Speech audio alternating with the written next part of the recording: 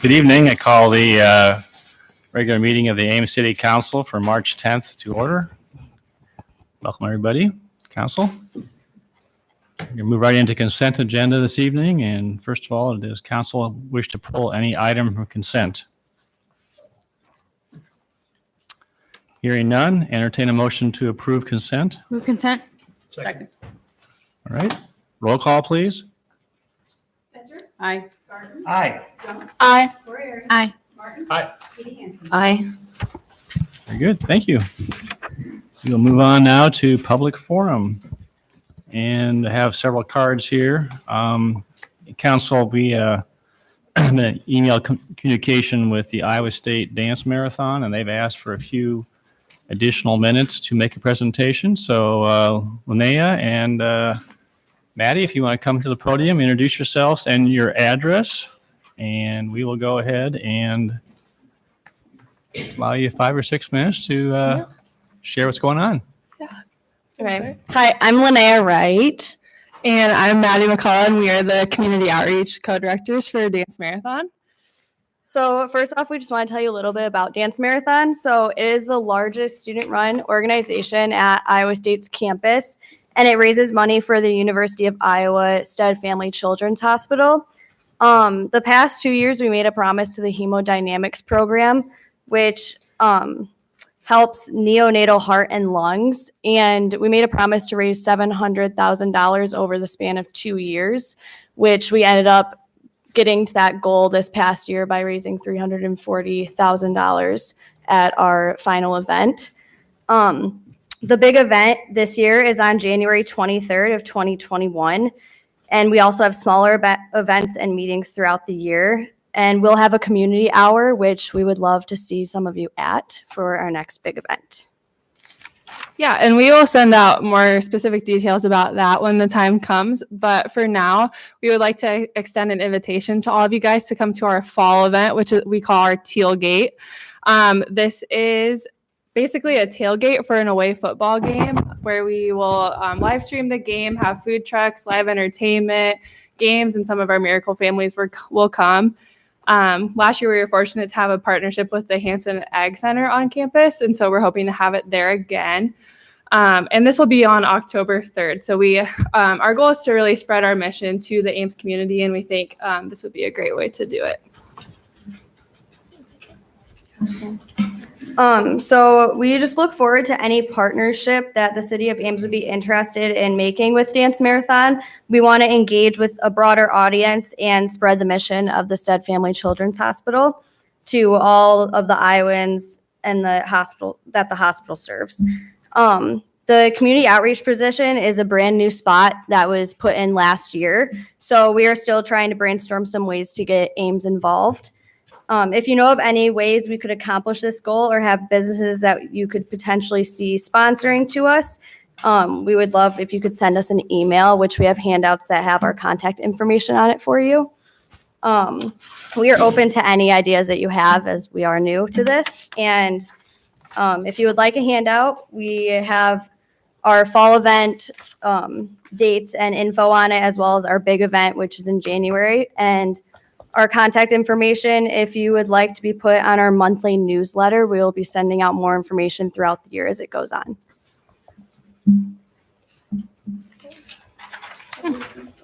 Sure. Send them up. Thank you. So real quickly, how many students did you have involved in this? Last year we had a little over 300. Thank you. Last year we had a little over 300. We called Miracle Makers. It's our students that raise money and come to the event. And then we had over 100 committee members and exec members combined too. So a lot of people on campus are involved in this. Yeah. Thanks for all your work. Thank you. Thank you very much.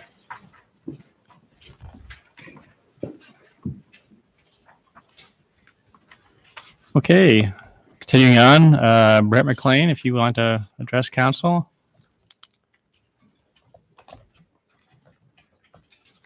Good evening, Mayor and Council. Can you introduce yourself, Thanks name and for- address, please? Brett McLean. I live at 1431 Douglas Avenue here in Ames. I'm actually on the corner of 15th Street and Douglas.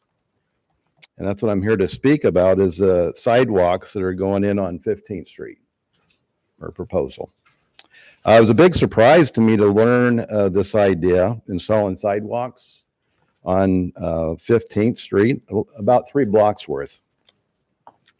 I received a invite to a meeting on January the 30th, right here at City Hall. It was around 5 p.m.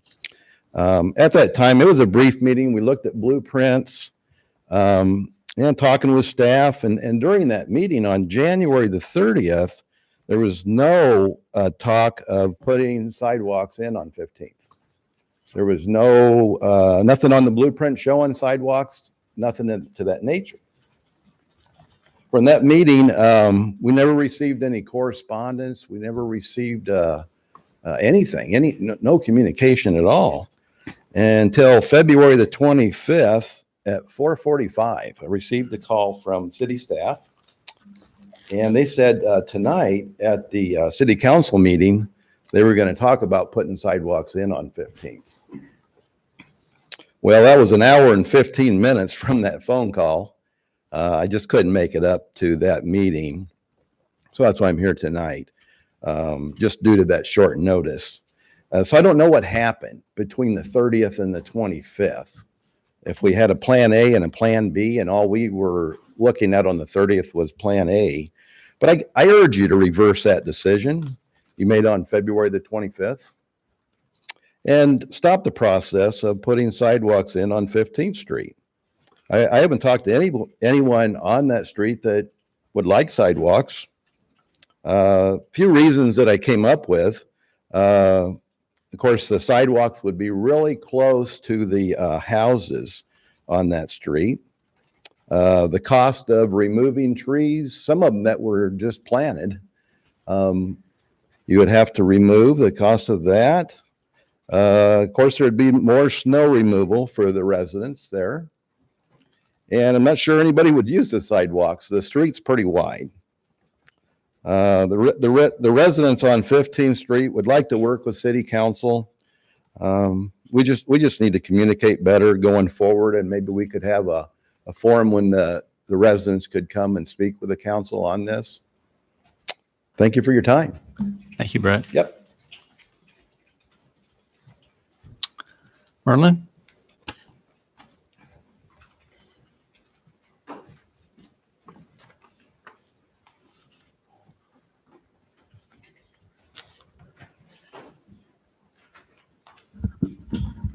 Good evening. I'm Merlin Fonkook, 1424 Kellogg Avenue. I am unhappy with the process used to foist sidewalks potentially on 14th and 15th Streets. I guess it's actually for connectivity. And it's disheartening that most of the council seems unable to grasp what I'm complaining about. The attitude seems to be that we've decided, so you should just suck it up and deal with it. I would like to thank Mayor Hala and Councilmember Betcher for coming to our neighborhood to discuss the situation. And I happened to bump into Councilmember Garden when he ran through our neighborhood to look it over. I acknowledge that you can force sidewalks in the right of way if that is what you want. But I don't even know where the situation stands at the moment. The map that you had before your decision at the last meeting was not accurate. Contrary to what the map showed, KB and Julia at 1424 Kellogg do not want a sidewalk on the south side of 15th Street.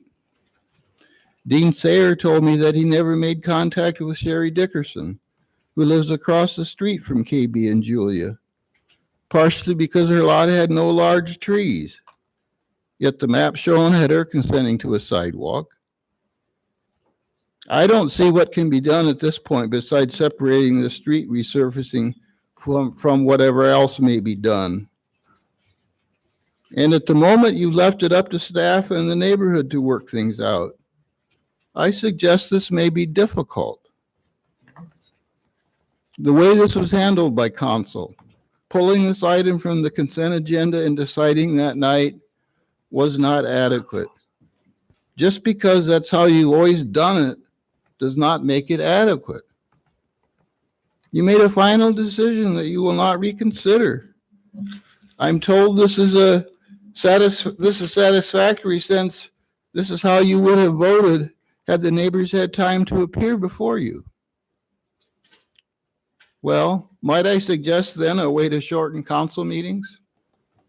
Have staff introduce the topic and allow for some discussion by council, then vote. If the vote is decisive, just dispense with any public input, since it won't make any difference. Surely this is not a procedure you would endorse, yet it is largely the procedure used to foist something on our neighborhood.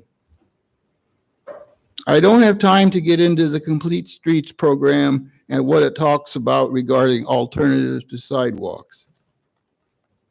Processes used by council need extensive reviewing for adequacy and fairness. I'm glad our mayor is at least looking at the city's processes. Thank you.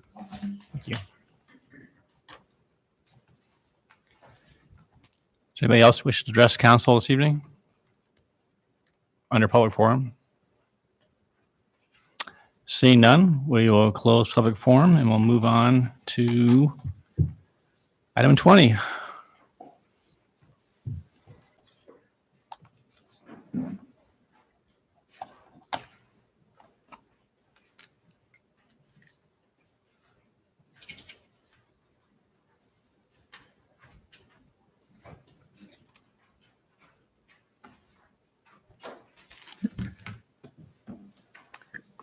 Good evening, Mayor and Council. Hi, Deb. We're going to talk about micromobility, form of various modes of transportation, specifically though tonight, the motorized scooters. And this was something that Council talked a little bit about last summer and referred to staff for further research on what other communities were doing to address this mode of transportation. So I'll just start by briefly explaining the process that was used to pull all the information together. We did assemble a committee that involved Iowa State University representatives as well as city staff. And so we had law enforcement, legal staff, Parks and Rec, transportation. Damian, the traffic engineer, was present.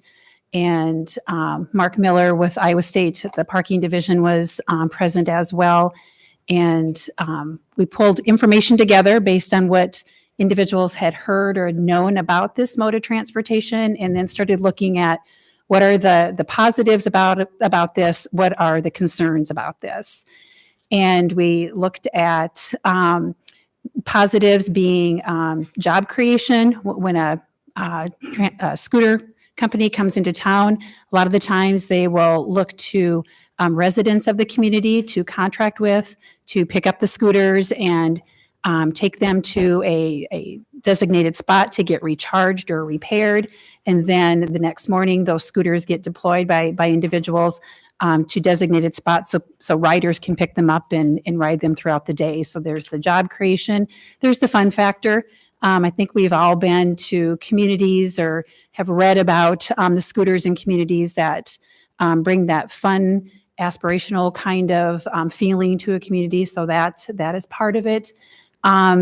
Will it address a transportation need? That was a question that the committee wrestled with, is what kind of transportation need does it meet? And research is showing, and we heard from the other communities that we talked with, that it typically meets that last mile. So somebody may take Ride to a nearby location where their apartment is located and then pick up a scooter and ride it then the rest of the way to their apartment. So that's just one example of that last leg. Scooter rides generally are 10 minutes or less in length throughout the average. So it's a short trip. Some of the other things that we looked at, would this be something that would reduce carbon emissions over time? When council looks at ways of sustainability for the community, is this one of the ways that could address that? what the other communities had shared with us is that they're seeing scooter rides replacing walking more so than a car trip or a, some other kind of vehicle in use. But so that remains to kind of be seen. But it's something that we did list under the positives or the benefits. And lastly, we know that micromobility options are out there. The motorized scooters aren't the only thing that's available. There are other types of transportation. And so as council talks about this, maybe in the near future, we'll see another kind of mode of transportation that wants to enter the community. So at least having the discussion and deciding on should there be a framework to start looking at to put this in place for other modes of transportation, that could be a benefit as you go through discussing this. Concerns, safety of the rider, safety of the public. We talked about that at length. We've seen articles and we've seen some of the research where people are riding the scooters unsafely, and what happens to the rider or anybody else that is in the path of the rider. There have been injuries, and even more recently some deaths related to scooter riding. So the safety of the rider and interacting with the public is a primary concern. Where would the scooters be parked? Where would the scooters be ridden? Those are two big questions that came up within our committee discussions. Most of the time, scooters are parked in clusters or nests, and that's where people can pick them up and leave them off. Oftentimes, that's not the case. They're left in other locations and become a detriment then possibly to pedestrians or vehicles. And then where to ride the scooters.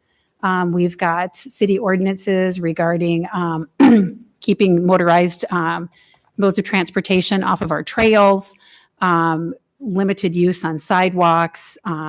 We have some shared paths, and we've got some bike lanes, and then, of course, the streets. So those are all possibilities to talk about, but again, the safety component comes into mind when you're looking at where the scooters will be ridden. The city is looking at placemaking spaces and enhancing walkability, of course, with our wellness and again, our sustainability efforts. And oftentimes we're seeing the scooters replacing some of that level of physical activity. So something to keep in mind. And another concern would be then who's going to deal with the enforcement of any kind of ordinance or policy in the other communities. That's typically done by law enforcement or code enforcement staff. And there are concerns both through Iowa State University and the city as far as having the people power to do that.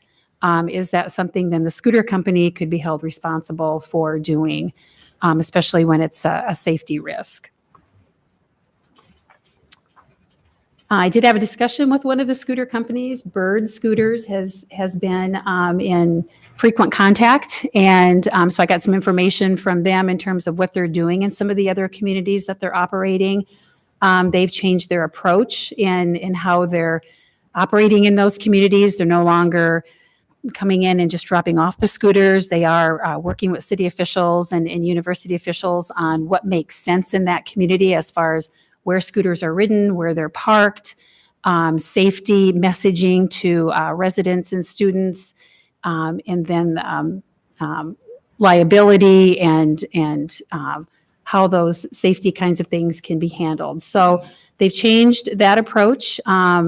And they are looking at geofencing and trying to look at other options of how compliance can be enforced with their operations in those communities. So willingness to work, and they do see a lot of the time in the communities they're operating within that they're using more of a pilot program approach to see what bugs can be worked out. They can offer that level of transportation, but then what needs to be worked out during that interim period of time. So that's certainly an option.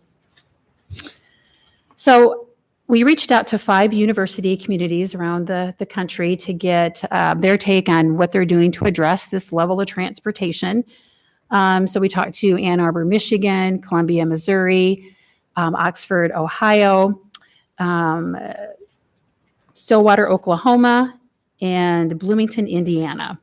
So varying sizes of communities.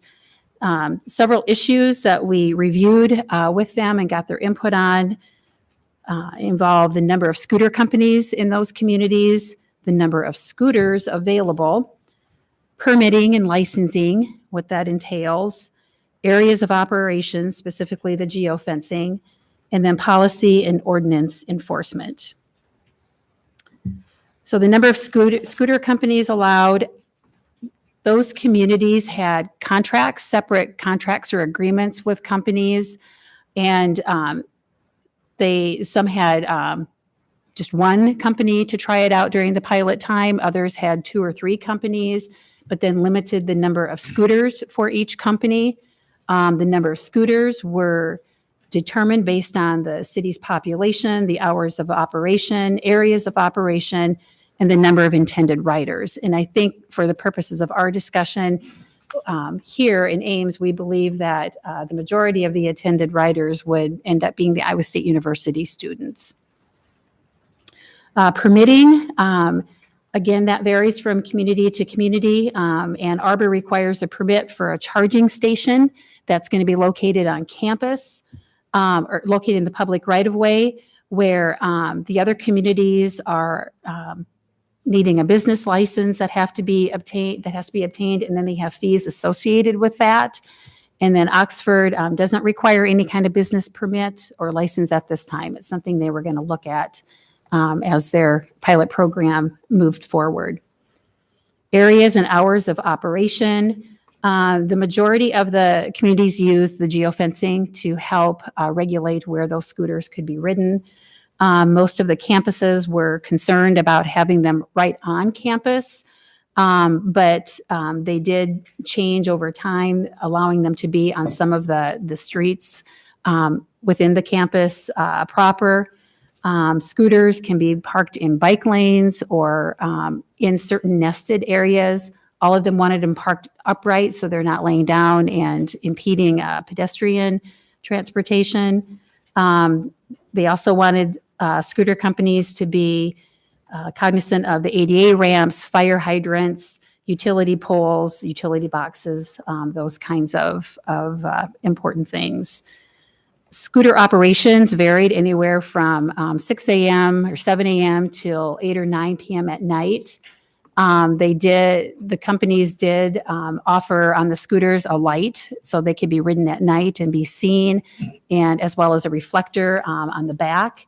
And then some of the scooters do have reflective stripes then on the deck itself to be more visible, both during the day and in the evening. Speed limits, another safety concern, and 15 miles an hour seemed to be the max amongst those communities that they would allow the scooters to go. That can be operated though and geofence to where if it goes in certain areas, it can be slowed down to either 5 miles an hour or 10 miles an hour. When I talked with Bird Scooters, they gave the example of game day at Iowa State, where they could geofence around the stadium and then it wouldn't allow scooters within the tailgate in the stadium area. So another thing that they've worked on.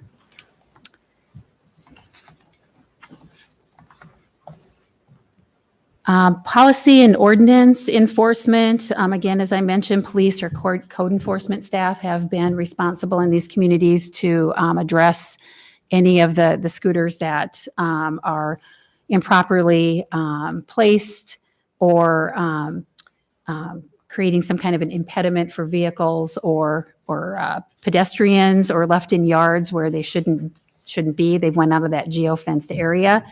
And what Columbia, I used them as an example in the report, the University of Missouri had those designated areas where scooters were to be returned. And when they were left out and not returned in that area, the university impounded them and then charged the scooter company a fee. And the scooter company turned around and they could tell who had last rented that scooter. And they charged a $100 fine then to that user. The city of Columbia had intervened and put safety compliance program in place. So fines are still issued to those riders, but then they've also been able to work with the scooter company to block riders who frequently do not follow the regulations or the rules. They've blocked those riders from using the scooter. So there's that mechanism that's available as well. I also included with the report examples of policies and agreements from the communities that I spoke with. And so we're at a point to review options if you'd like to do that, or if you want questions or comments at this time. Thanks, Deb. What questions do you have for staff? I have a question. I understand that Iowa State University is opposing having scooters on campus. And the report also says that the student government in 2018 voted against it in some measure. Can you tell me anything more about the student government vote or discussion at that time? Yeah, so that happened in the fall of 2018, and I believe it was Bird Scooters who had reached out to student government at that point in time. What I understand is that student government passed a resolution that stated that they did not support or have interest with scooters being on campus at that point in time. And then through our committee process, the staff or representatives from Iowa State University had echoed that an administration had concerns and continued not having interest with scooters on campus at this time. And when you say they don't have interest in having scooters on campus, that means on the streets as well as the sidewalks and that sort of network on campus. Around, yes. Okay, Yep. thanks. Do you know, did the university have an opinion about other university property around campus and how they might be used there? They didn't really speak to that. That would become an enforcement issue, though, again, to have to manage. But they primarily spoke of just not wanting it on campus. Mhm. Deb, did you happen to ask Bird if there had been any instances where they were interested in going into a community and the university said, we don't want you on campus? And so Bird did not locate in that city because the university wasn't interested? There were those situations, and there are also situations where Bird had contracted or had an agreement in place with a city, and the terms of the contract were not followed, and so the city ended that contract, and the Bird had to leave. I guess what I'm interested in is if Iowa State is not really interested in pursuing this option, does that mean that, I suppose Bird is the only company you've really had exchanges with, but does that mean that they would still be interested because the city of Ames might be interested? Or is the assumption that there are so many students who would want to have that scooter for that last mile, and last mile's on campus, and therefore, if you can't ride it on campus, Bird's not interested? Right. Certainly, there are limitations that occur when there's not the connectivity between the city and the campus. I think the thought is that there would be other places that students could ride the scooters. The utilization may not be the same as it would be if the university were on board with this. And Bird or any other scooter company may try to continue those conversations with the university to see if there's anything that can be done to change that comfort level. And do you have any idea how much these other cities have expended on enforcement for their new scooter ordinances? Not enforcement in particular. I can certainly get that information. When the scooter company has applied for a permit or a license, there's an initial fee. In some of the cities, that's $10,000.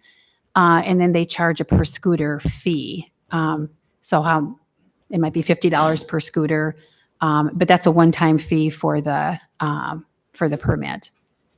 So that might actually be offsetting the cost of enforcement to some extent. Yes. So would it be possible to have the companies do their own enforcement, say that we'd require the Bird company to return the scooters that were misplaced instead of having it be city staff? Yes, so I believe it was Stillwater had that in their agreement, Ann Arbor had that in their agreement that the city would get information on deployment locations, and then the city would request removal of any deployment location or scooter when it was improperly placed or not where it should be. So I think those are, yes, I think those kinds of conversations can occur with the company. And it was Stillwater, I believe, that said it's really important when you talk with those companies to see if they can have a local person within your community, not a 1-800 number that you call somebody because you don't know where you're calling. And if you want somebody to be responsive to the issues going on in the community to help also work through any complaints that are coming from individuals, that you want a local person from that scooter company to be present. Another Deb. question. Deb, I think you mentioned that that you heard from some other communities that they're saying that the scooter use is more replacing walking than other forms of transportation. Are there any studies that go directly to that question? What modes of transportation are being replaced through scooter use in communities like ours?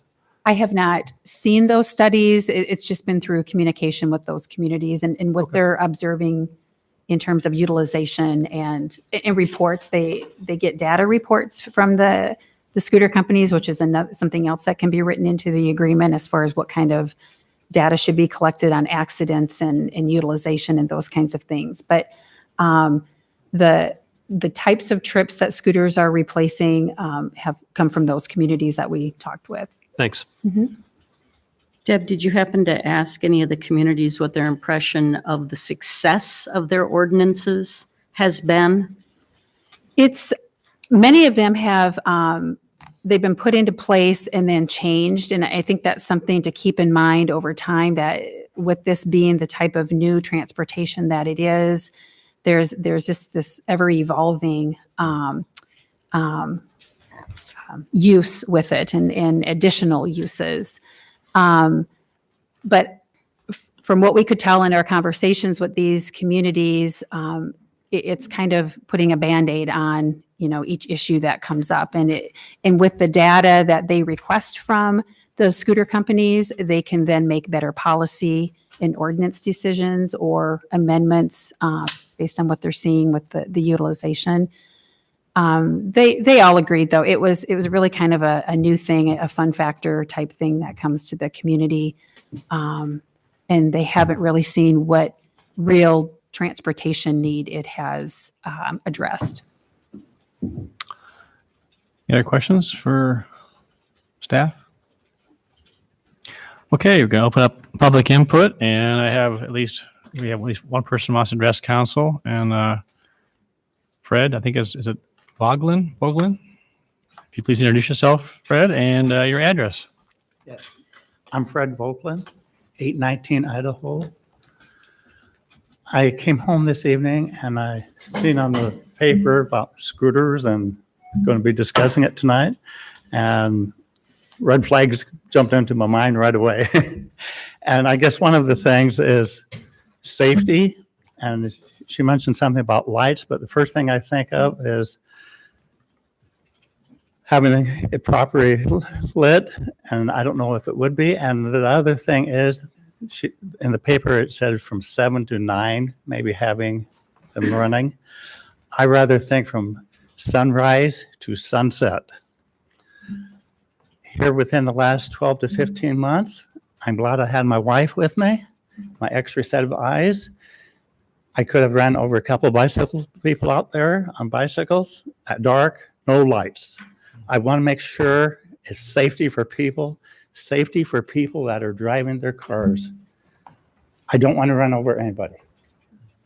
And I'm definitely opposed to it. What flies in California might not fly in Ames, Iowa. I don't know. This is a little bit more with safety, might not be all with trikes, whatever, scooters. The other thing I was going to want to go back to is I travel out through Lincoln Way quite a bit. And what you got to watch out for is skateboards. Now we got skateboards with battery operated. There's another headache. Plus all the ones that use them by foot. But when they think they can go, you better be aware. And along Lincoln Way, you have your parallel parking out there. You have semis out there unloading in the morning. It's a total chaos of a mess. You want to know the truth. And I think there should be a whole lot more people that drive that area out there. And I think you might get educated on what I might be talking about. Other part of the safety, I didn't know if Ames have ever talked about sharing expense with Iowa State University and have some crossovers for pedestrians. You and I have some. I will have some. They used to anyhow the last time I was there. And I thought, with Ames and Iowa State University, and there would be 3 different places I could see them going over Lincoln Way, why they don't have some walkovers out there, and then they don't have to have police out there during football games and what have you, directing the traffic and everything. So if that's something a person would ever want to bring up with Iowa State University, who knows? I just think of safety, and I don't want to be running over anybody. And if I get up in the morning and throw the night crawlers off my driveway, do I want to run over any college students? No. So thank you for listening. Thank you, Fred. Anybody else want to address council on this topic?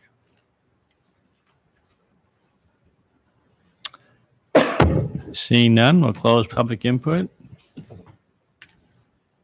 Any further discussion, council? I think it seems to me that the first thing we need to decide is whether or not there is an interest in pursuing or continuing this conversation and doing a trial period. And if so, then we get into policy. But if there's not an interest or we don't have a consent from council, we'll just go ahead and move on. There's no sense talking about policy. So I would like to clear one thing up as far as like students are concerned.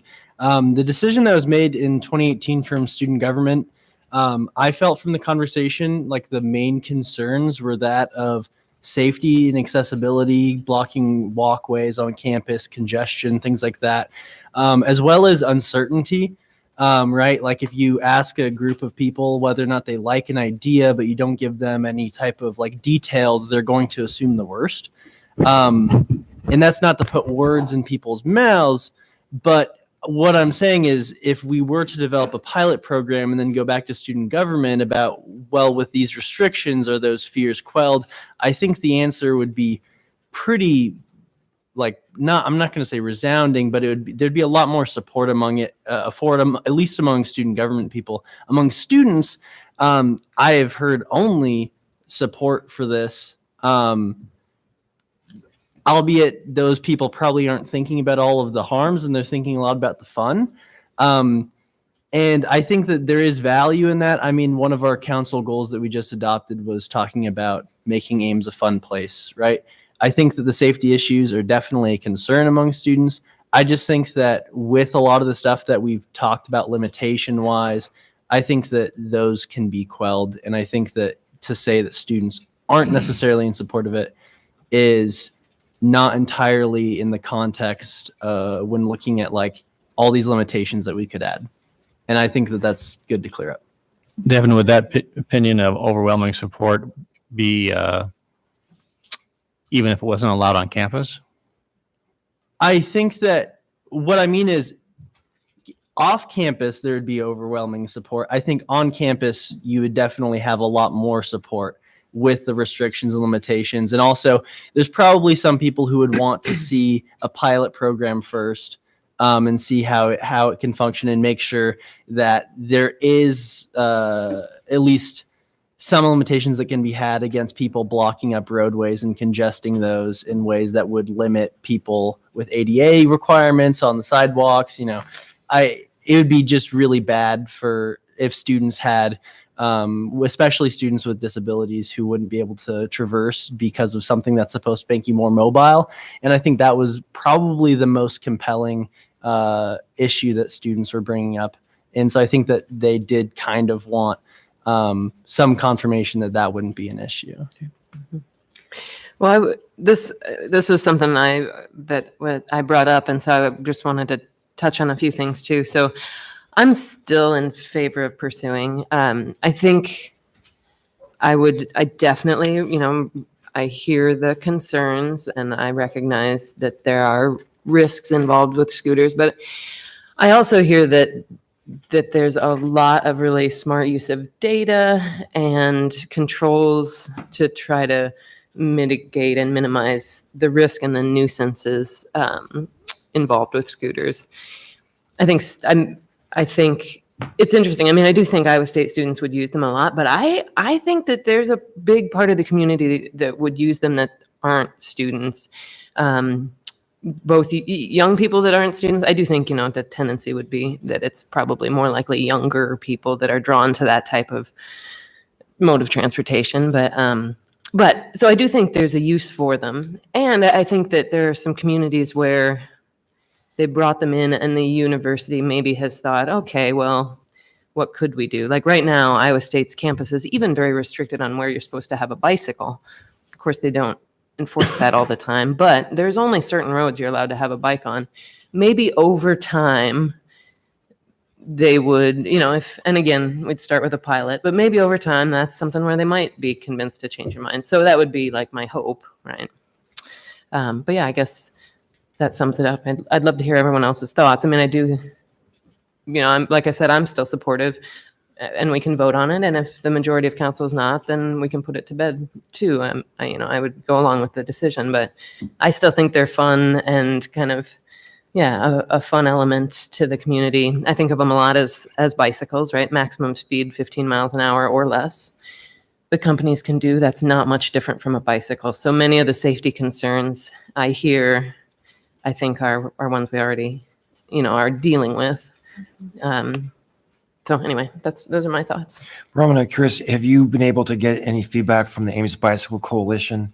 Because they're going to be a competing use for the multi-use trail system. Yeah, I didn't specifically ask. Sorry.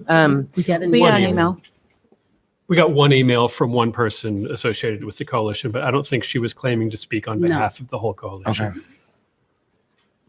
So I have some questions about some of the legalities involved in this, about whether we can contract with just one company or whether Iowa law requires that we That would allow. that would probably be underneath policy and enforcement, I would say. Okay. So let's just hold on that question and see if we're going to have interest in pursuing some kind of pilot program or not. And if that becomes the case, then we'll go into that detail next time. So then I'll raise the things that I've been raising with Bronwyn, because we've been going back and forth about this.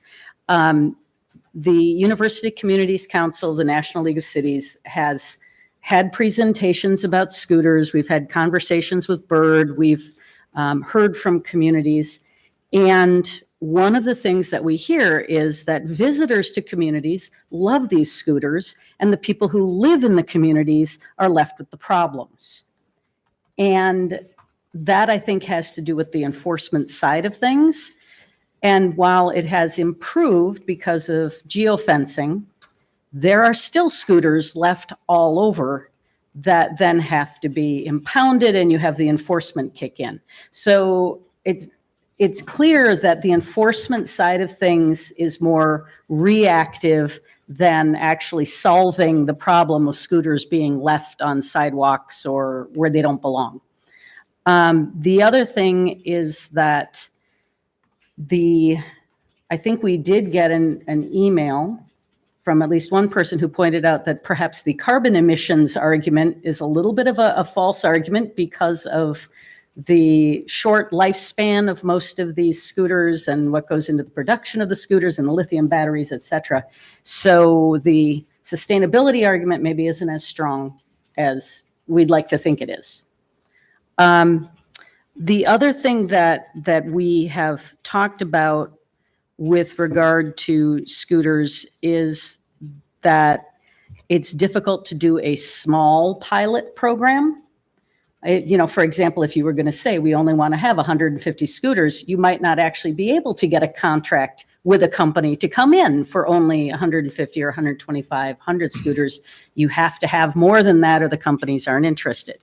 So pilot-wise, we'd have to decide whether we really are interested in 200 scooters or 300 scooters, but for a limited time, or are we more interested in something that's limiting the number of scooters until we figure out what the challenges are. So I am very guardedly supportive of this because I've heard too much about the problems elsewhere. And I haven't heard enough about all the fabulous benefits that have accrued elsewhere. So that's where I stand on that. Amber, you have something to add? So I'm with Bronwyn. I'm supportive of trying some sort of pilot program.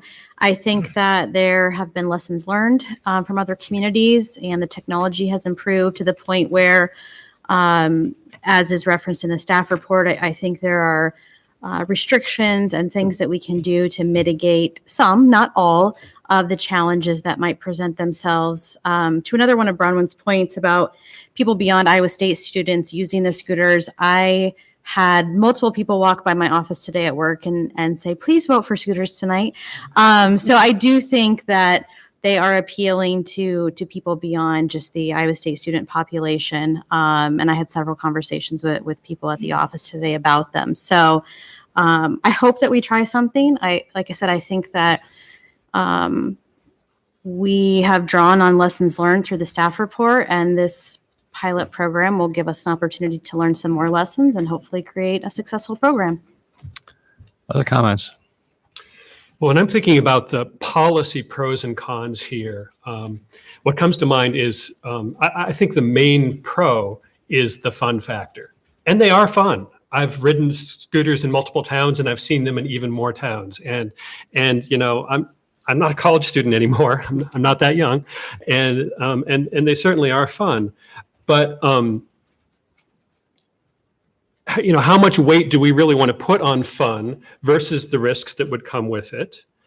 Because there are significant risks associated with a program like this.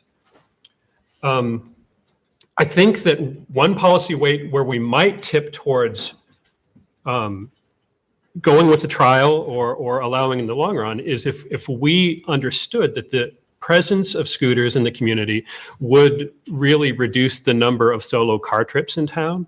I think that's a policy thing I can really wrap my mind around.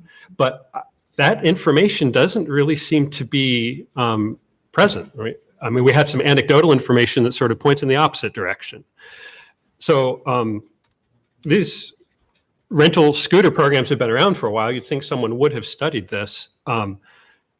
So maybe the information does exist somewhere and we haven't found it, or maybe it's, maybe the conclusions don't support the goal that would lead to me liking the program more. On the negative side, we have the safety concerns. I think another thing that's somewhat important to me too is that if we proceed with a program like this, we're really entering into a partnership with a company or maybe multiple companies. And so we have to look at those companies' relationships with their customers who are our residents. And when I look at the contracts that these companies have with their users, I'm not very impressed. Their users have to waive significant rights. They have to waive their right to go to court. So they have to prefer arbitration, and for one of the companies, they have to do it in Los Angeles. That doesn't give you a lot of flexibility. The users of these devices take all risks. The lights on the devices were mentioned, and I've seen the lights on some of these devices. They're enough maybe to let you be visible when you're riding in the dark, but they're not really enough to light up a road so that you can see the road. I mean, not well anyway, in my opinion.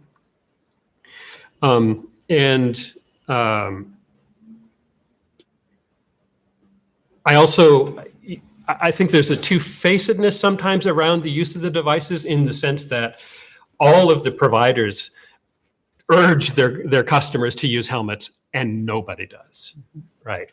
And customers agree to do a safety check on the device before using the device. No one does that. Some of this is just kind of business as usual this day and age, but again, we're entering into a partnership with a company that is getting people to agree to do this in order to use the products. It makes me uncomfortable. Anybody else? So I appreciate the comments. I think this is good for us to take a look at something like this. It's good to think outside the box and think of different things. The concerns I have are primarily with respect to what happens when the scooters are not properly placed where they're supposed to. We were in San Antonio for a conference, and these things were all over the place. And I asked city staff, I said, what do you think about these scooters? They said, they're everywhere. And we can't get them to go where they're supposed to go.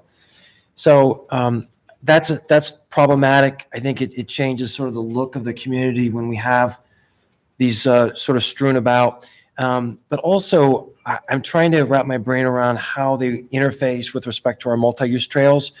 So that's a big priority for me. So I love our multi-use trails. I'm very supportive of the high level of investment we're making in them. And I'm concerned about the way in which the scooters will interface with walkers, runners, cyclists on the bike trail. So those are my concerns. It may be one of these things that over time we continue to see improvements, and I'd be supportive later, but I am having trouble getting behind it tonight. Yeah, so I would be supportive of doing a pilot program. I'm not 100% sure that this is going to work in Ames. You know, we are a smaller community than a lot of the bigger cities that use them in downtown areas to get around. We also have a long winter most of the time when scooters wouldn't be able to be used as much. So that's a question that I have that hasn't necessarily been answered yet. But I think a lot of the policy questions with enforcement and geofencing in particular could be answered, and we could figure out the specifics of how to make scooters work. So I'd be interested in doing a pilot program and maybe limiting the number of scooters or the amount of companies that can come in to start, so we can really understand the way that the ordinances work and how we can have the enforcement work. I would add too, I mean, I'm supportive of a pilot with whatever controls we want. I mean, I think we would want to put some heavy controls in place, especially to assuage the fears of people who are,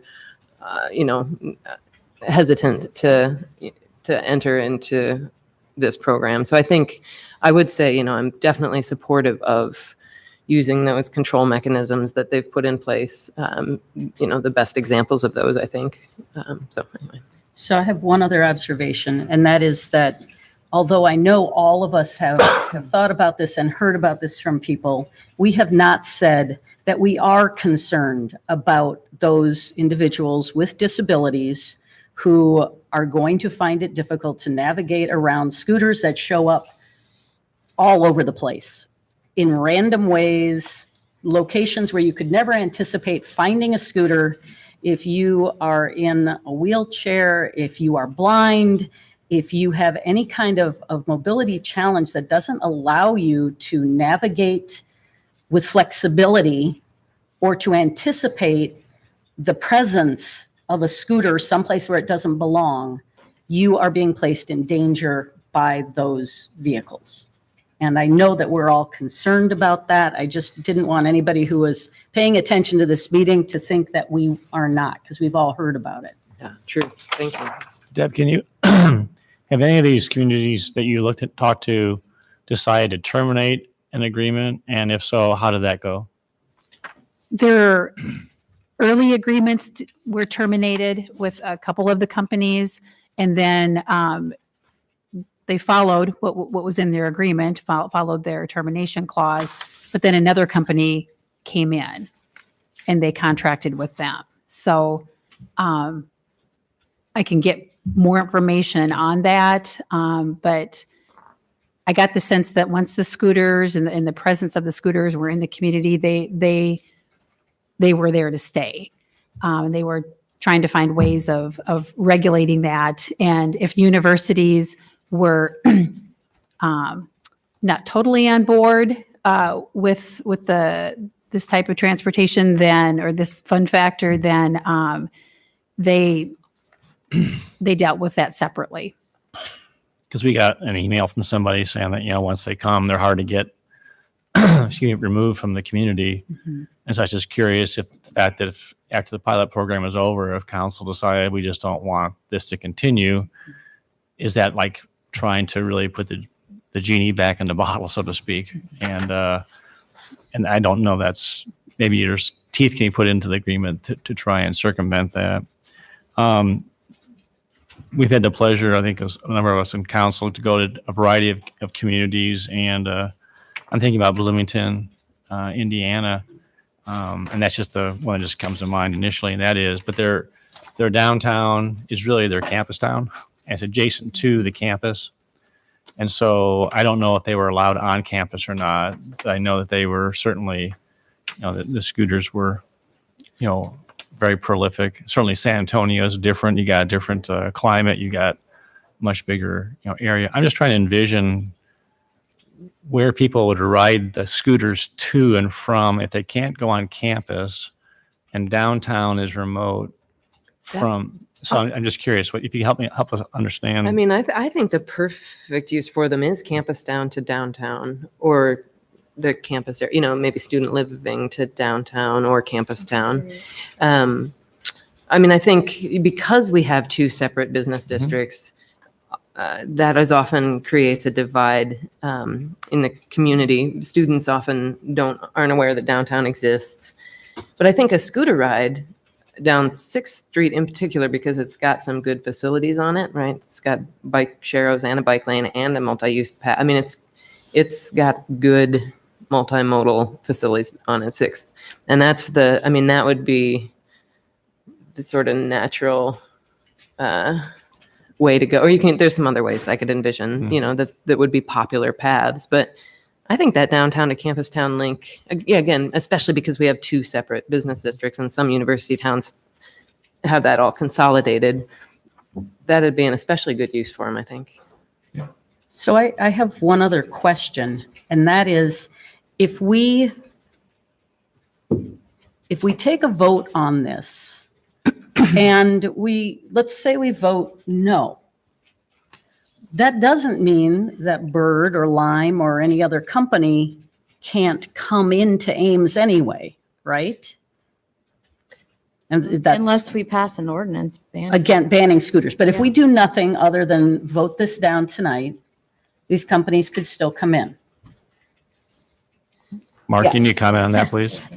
So following up on that, assuming that's the case, and we'll get confirmation for that, do we need to have ordinances in place anyway, regardless of whether we contract with anybody for a pilot program? Because we've got personal scooters and others possibly coming in.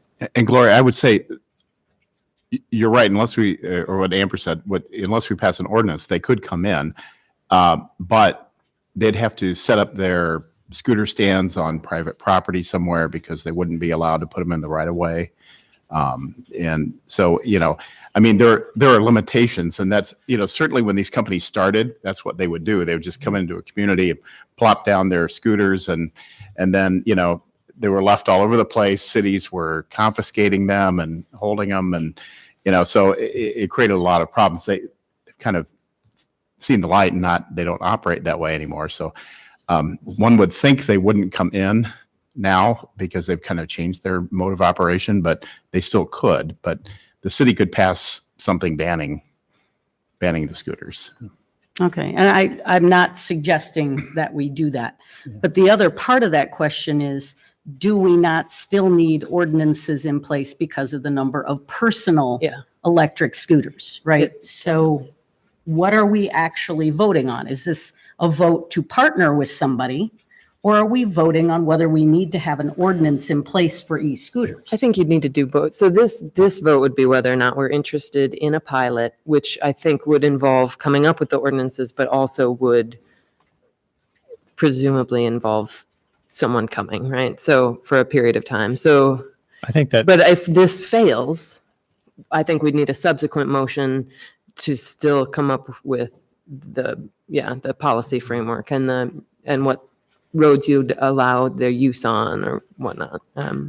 Mark, would you, I think that this conversation was important from a standpoint, partnership implies that we're actually going together with another company, or the city is.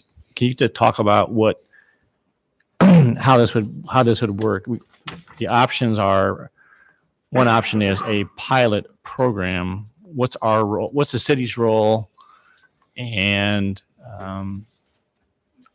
because it's not really something that you're going into as a, it's the wrong term. We're not investing in anything. We're really actually just kind of providing the mechanism, so to speak, to come to the community. Would you talk about that for a minute? Yeah, well, pilot program, I presume we'd, put out an RFP and have people apply and select one company to then, we'd allow them to set up and operate the scooters and see how it goes.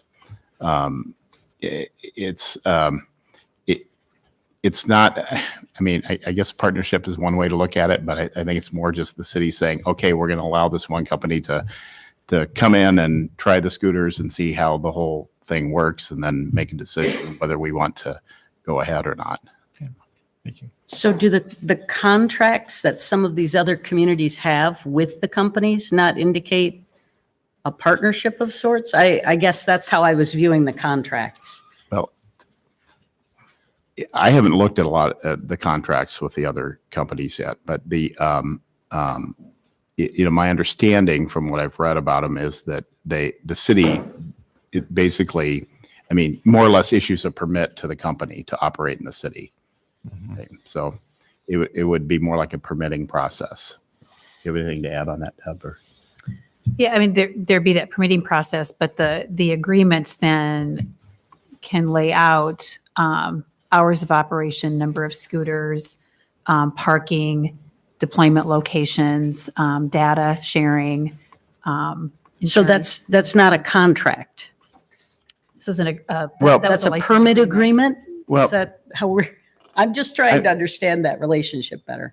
I think we would end up having a contract with anyone, and that would be, I'm using permit perhaps in a broader sense than we normally do, but that, we're agreeing to allow this company, and so we enter into a contract with them that stipulates hours of use and all those sort of things. So, well, according to the one that we have from Ann Arbor that provided, it says it's an interim right-of-way license agreement, and then it gives some rights to utilize the right-of-way. So I think that's where it really comes in terms of it's allowing them to use the right-of-way for, like you said, placing something to store them. I just referring to the first attachment that was submitted along with the council action form, or the staff report, excuse me.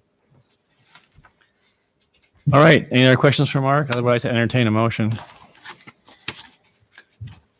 I would move, if we're ready for it, I would move that we direct staff to pursue the development of a pilot program for motorized scooters. Second. Okay. Any further discussion? Those in favor of the motion say aye. Aye. Those opposed? Nay. Motion failed. I move that we direct staff to come back with a list of policy decisions we should make regarding other forms of micromobility in Ames. So where they're allowed, like what paths they're allowed to be on. I guess I shouldn't put that as part of my motion. Or do you feel like you know what I need, what we need? I think I know what you want. We develop an ordinance Yeah. for the use by micromobility. Yep. You're going to pass that. Do you want to go through the different policy decisions in that? Do you need me to, or is Well, just the asking- risk is you could ask us to do it. And And then we could be way off base. Well, we could always add when you come back to us with it, but I feel like you know the issues that I'm talking about. So where they're allowed to ride would be primary, Yeah, where do you want them? first and foremost, I guess. Where can you leave them? Where can you park them? Yeah. Because even they will park when they get off if they go to a destination. Mhm. time of day, on what facilities you want them to ride. You could ride on streets, you could ride on some streets, not all streets. I Again, think, you could yeah. not ride on arterials, you could ride on collectors, you could ride on only residential, you can ride on shared use paths, and you can ride on sidewalks. Could I suggest something that maybe the motion would be is just have staff come back with a list of Policy decision. items to consider putting into an ordinance, because you probably could put that together, Deb, based on your staff report. Then council can look at it and then give direction versus us trying to come up with. We can give a tonight. recommendation in each one of those categories with options, is that what you want? Yeah. I'm just saying that exactly. way, we'll spend 15 minutes talking about these different things versus if we could just have an itemized checklist and all of a sudden we just say, Sure. this is great. No, we're fine with this one. And then that way staff's got clarity versus trying to get this all wrapped into motions. That makes sense Yeah. for this evening? Is it possible for us to have that motion encompass either the shared use scooters or the personal use scooters to anticipate the possibility that some company may want to come in? We do have an ordinance in here, and I don't remember whether it's Columbia or Bloomington. Somebody has the definitions of shared use scooters and personal use scooters. Well, to Fred's comment, though, you also have motorized skateboards Yes, now. yeah. And you also have, I mean, you have Those all fall in e-bikes. the as well, too. micro-mobility I think you want to be category. So I careful. If you think- pass that ordinance, they may be allowed to park on the public right away than if you So shared use, so you want to be careful I think just a motion about adding that definition now. asking staff to bring back, so I'll Go just do ahead. it. I'll move that we ask staff to bring back a list of topics for a micro-mobility ordinance. Or second? Second. All right, seconded by Gloria. So I think micro-mobility sums it all up, right? That would be any electric assist vehicle. There's some gasoline assist bikes I've seen out there. Right? I don't, those are a little more loud than the electric. But there's electric assist bikes, skateboards, there's those little hoverboard thingies, there's all those things. Would it be possible if we could reach out to the Ames Bicycle Coalition just to send them a courtesy draft of this? We were partnering with them on prioritization and other bike infrastructure things. It seems like a logical place to reach out and ask for their input. Okay. All right. Everyone understand the motion? Those in favor say aye. Aye. Opposed? Motion carried. Anything else? Yeah, following up on that, is it clear right now that our ordinances would prevent a company from doing rideshare commerce by leaving things in the right of way? Are we confident about that? And if not, I guess I would suggest that that's something that should go into this process as well. Just a suggestion. To prohibit it. Yeah, just to make Initially. sure that it's not something that can just happen overnight and we would be caught unaware. Right. I mean, you can't leave anything in the right of way. I mean, it's Well, the you can city, park your car there. Right. but you're talking about in the street. Sure. I mean, that's the way it could be done. Well, you can park a car there. I don't think you could leave something permanently there. Even vehicles have to be moved every Yeah, so often. yeah. So I mean, you couldn't do it. Ultimately, we could move it. You know, we have people put signs along Lincoln Way and the city goes out and pulls them down, because they can't be in the right of way without the city's permission. This is going to be a little bit tricky how we allow it for individual use. Yeah. And then not stop a company coming in and use that same ordinance that allows them to put there. I don't know if you could just say third-party companies, you can't park theirs, but I can park a owner occupied, an owned vehicle, so maybe that's legal or not. We'll have to check on that. Yeah. Versus a rental one, you know what I'm saying? Yeah. I think it That's goes why- back, Yeah. goes back to the Oh, that's Ann legal, huh? Arbor. It goes back to the Ann Arbor agreement. That is, it's a interim right-of-way license agreement. The point is, you're saying we already have requirements of what you can and can't do in right-of-way. Is that correct? Right. No, but we're about to create an ordinance which will allow people who own those, to facilitate the people who own it, to allow them to use I the right way see. to park. Does it come under our vending license if No. someone pulls in for distributing? No, that'd be I a think strip. it's really let's- unlikely. I let's- think. They don't Yeah. really operate. We'll just that have to way look at anymore. that. I don't You understand? that Yeah, They yeah. want to make a distinction between the business versus an owner of it. Can we Right. prohibit, Right. under this ordinance, can we allow the owner of the equipment to park it there, but not someone who rents from a third party. Right. We'll have to check on that. It seemed like the motion was broad. I think Deb and Mark, you probably heard what was talked about, what David just mentioned. And if we have nothing else, we'll go ahead and move on to the next item. Anything else for staff on this one? Thank you. Thank you. All right. Moving on to item 21, staff report regarding land use policy plan request for property located at 802 Delaware Avenue.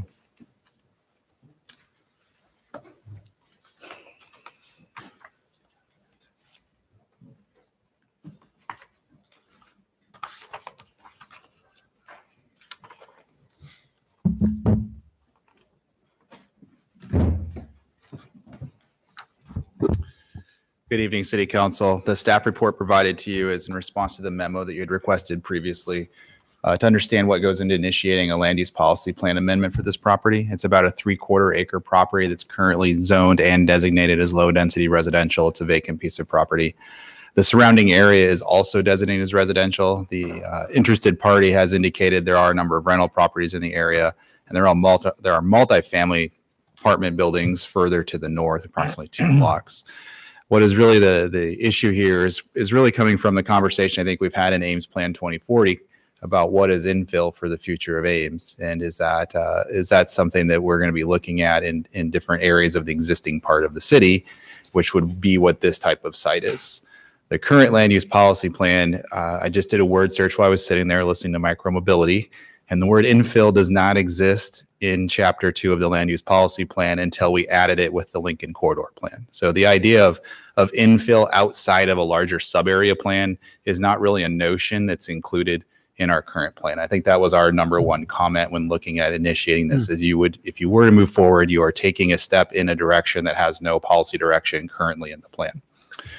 So it is something that has been on the table to start discussing with Plan 2040, but currently the land use policy plan does not really give you an indication of how to address this issue unless you were to say, well, it's silent, therefore it's not expected. With that said, if you do move forward due to the size, I would advocate for a minor amendment process. We have an amendment process adopted for a land use policy plan. When you change from one density category to another, it would seem to indicate you should go to a larger public involvement process. However, that's really predicated on the idea that there's multiple choices. There really are not multiple choices on a 3/4 acre site. We're talking about a handful of housing units one way or the other. So to us, having a multiple public meeting process through the major amendment process would not be warranted. It would really fit in the minor amendment category if you were to proceed.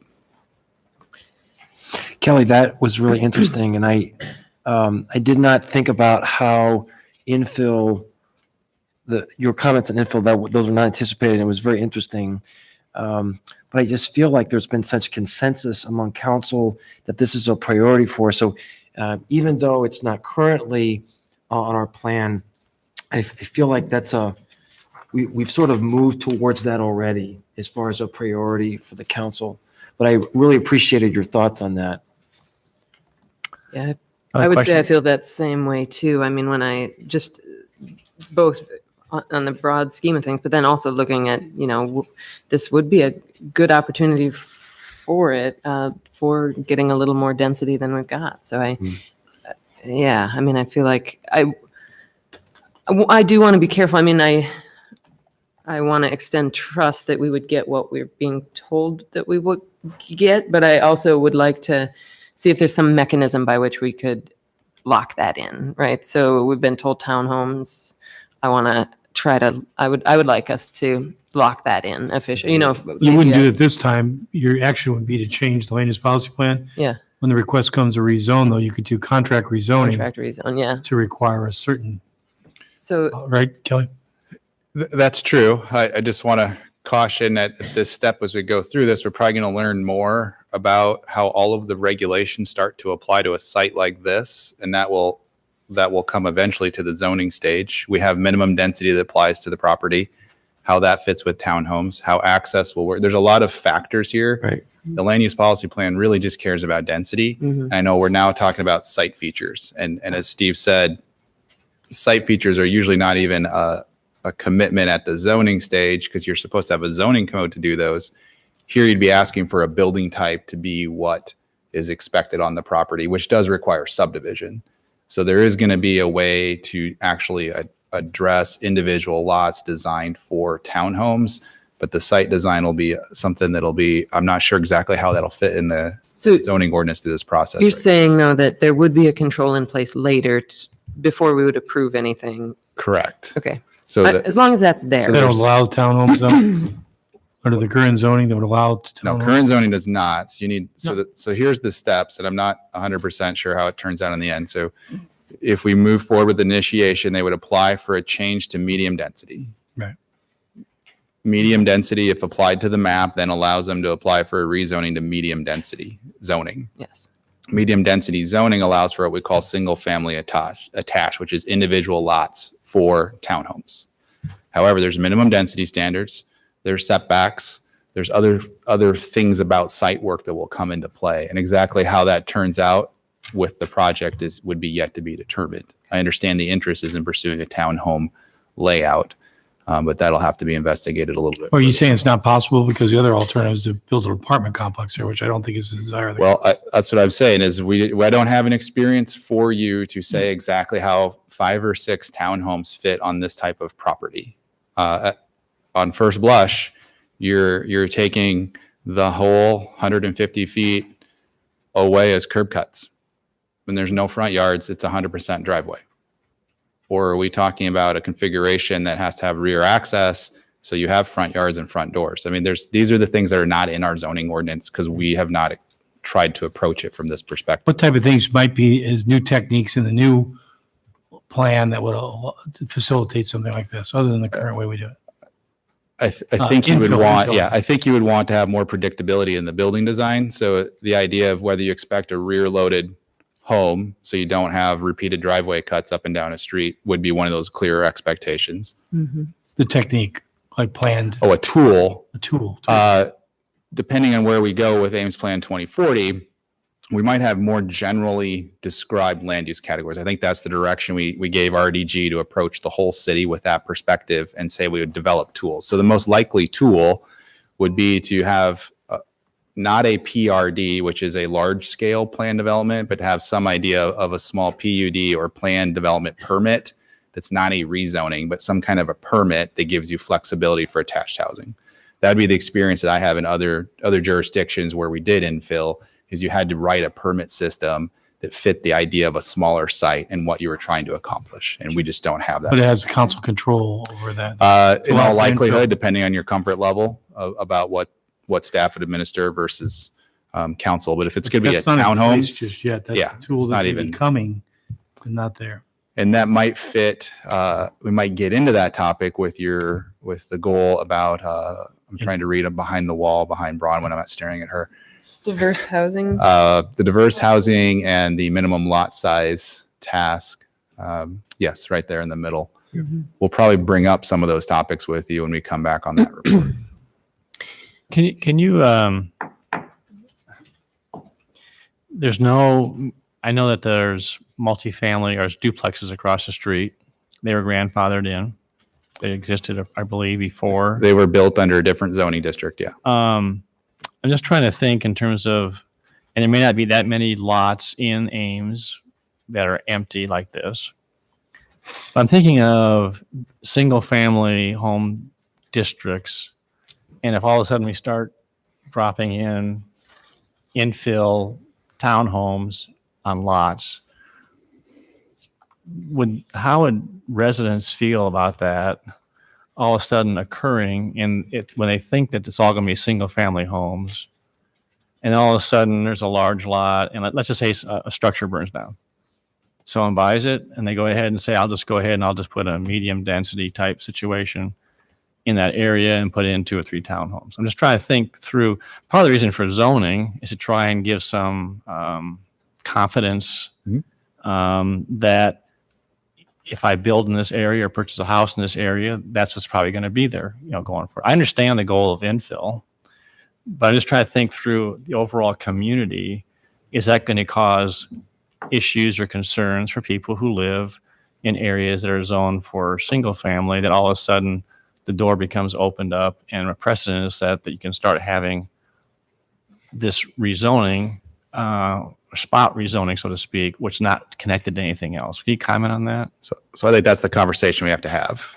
What infill is and what the building type and pattern that go along with it is a conversation that's not 5 minutes. I think you need to be exposed to different ways that it can be done. What's your comfort level? Is it 2 stories? Is it 3 stories? Is it tuck under parking, rear access? It just orientation to the street. Density is not a very good measure of the neighborhood character. And that's really all we're talking about. And when you get into infill, we have to get past density and we have to talk about what buildings are compatible. It doesn't mean you match everything precisely, but sticking 5 townhomes in a row where everything else is not of that size or that orientation will be probably viewed as disruptive to the character. And my comments are not to say either I'm for or against the project. It's just more or less as we talk about infill and the Ames 2040 plan, this is the kind of conversation we're going to have to get into because you're going to have people that could really have some heartburn over it. And and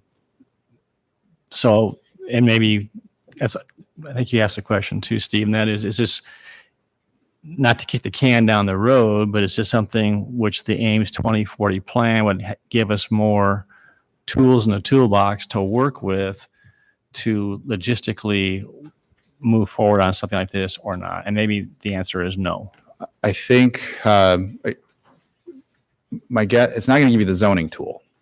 It's going to give you the policy to support the zoning tool. So if the comments tonight are that you want to get to that zoning tool, and this is a step there because you're changing from low to medium to get to some version of a different housing type, that's kind of what the plan 2040, that's where I think we're headed until you see it and decide if that's the right approach, is it will set up a policy. The one thing I don't like about the density breaks is the 7.26, which is the number for the max of low and the low end of medium. Right. It's simply dividing an acre by the minimum lot size. It has nothing to do with building types and what you can logically put on a piece of land or how you would configure a home to fit on a lot the right way. So it gets to be troublesome on infill. It's fine for greenfield because you're platting lots and there's nothing around you and you can do what you need. It's the infill ones where that medium density is really a tricky density to work with if all you have is a low and a high number to work with. So the tool will not be in the 2040 plan. The policy should be there about what things you're willing to consider and maybe precisely where, but in general, if it's just broader about where things can happen, it's going to need a zoning ordinance amendment to happen. And so that would happen after the Ames 2040 plan in some amount of time, right? This is going to come up one way or another. Depending on how we respond to the goal to discuss minimum lot size, you could direct a zoning ordinance tool be created before Plan 2040 is done.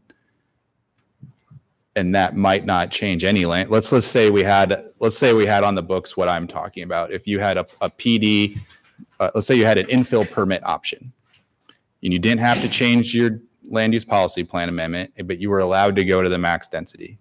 On this lot, if you could come in and just propose a subdivision with attached single family, you would be stuck at under 7 units per acre. So you get 5, 6 homes tops, but you would be going through the design review process rather than a zone change process to get there. Because in this case, they're not, if we follow the direction of the townhomes, they're not going to get to the 12 units per acre. That's not feasible unless you're going to do apartment buildings and do a different design than that.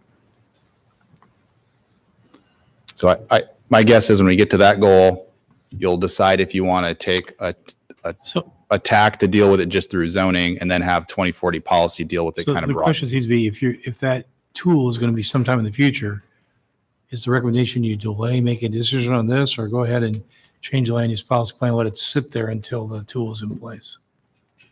Right? Isn't that the question? Yeah. Yeah. I guess I kind of look back at the council. They may be able to proceed forward with the things that currently exist by doing a land use policy plan amendment, a rezone, and a subdivision. That might get people to their end goal. It might not if we don't like the layout of garages on the street and it doesn't meet minimum density. Then you would need a different tool that doesn't yet exist. And we haven't worked through the site with the applicant in any way whatsoever. So I'm speculating about exactly how it would work or not work. Any questions for staff? Otherwise, I'm going to open up public comment. I was just going to say, John, I agree with your concerns about outreach, especially after what we heard at public forum about the Sidewalk. neighborhood concerns about the sidewalk outreach and council voting. And in this case, there hasn't even been outreach really about. There's no outreach before a project. So we had the same Yeah. conversation just Yeah. the other day about annexation. It hasn't started yet. It's hard for us to do outreach when there's no. I'm not project. saying So you should have done outreach. I'm just to saying. be fair to the process, I have to Yes. defend the process a little bit. You can't be in front of starting the process. And I feel like we get those comments recently is we haven't started yet, but I should have known it was happening. Right. No, that's fair. So Yeah, well- even though I didn't say we should have multiple outreach meetings, the process still does have a public hearing with the Planning and Zoning Commission and a meeting with the City Council just at the LUPP level, plus a hearing for rezoning, plus a hearing for subdivision. So there will be multiple bites at the apple eventually. I agree. Yeah. I trust that. I just am saying that at this meeting where this is coming up, if a neighbor happened to tune in and see us making a decision about it, there could be that same perception that we received from the last decision about the sidewalks, that where did this come from and why is it in front of us now? So that's all. Wasn't meant to question the process or staff's role. John, I think your point is very interesting. And I do think my support for this would be different depending on where it is, but this location is sort of unique with North Dakota along the east side. Its access to transportation and the higher density that's in the general vicinity. There's probably not a week that goes by that I don't have people saying, well, I wish Ames had more townhome opportunities. So there's a lot of things going, in my opinion, to support this. And I think, obviously building type and all those sorts of things are a piece of discussion, but I think the lens of how people view townhomes is very different than how they view an apartment building. I agree. And what people's perception of a single family residence is. I think it's very fair, and I think I was really intrigued by when Kelly talked about the fact that you have some kind of other process. You could, like a town home or something else, could come in. It's just the whole idea, the specter of going from low density to medium density, and boy, you want to have some ironclad, handcuffs put on the process, because I think we've seen some property where we've actually made some provisions, change, and all of a sudden it was going to be sold and it didn't get sold. And now you wonder, okay, so what could show up then? So anyway, I'll put public comment and see if anyone wants to address council on this particular topic.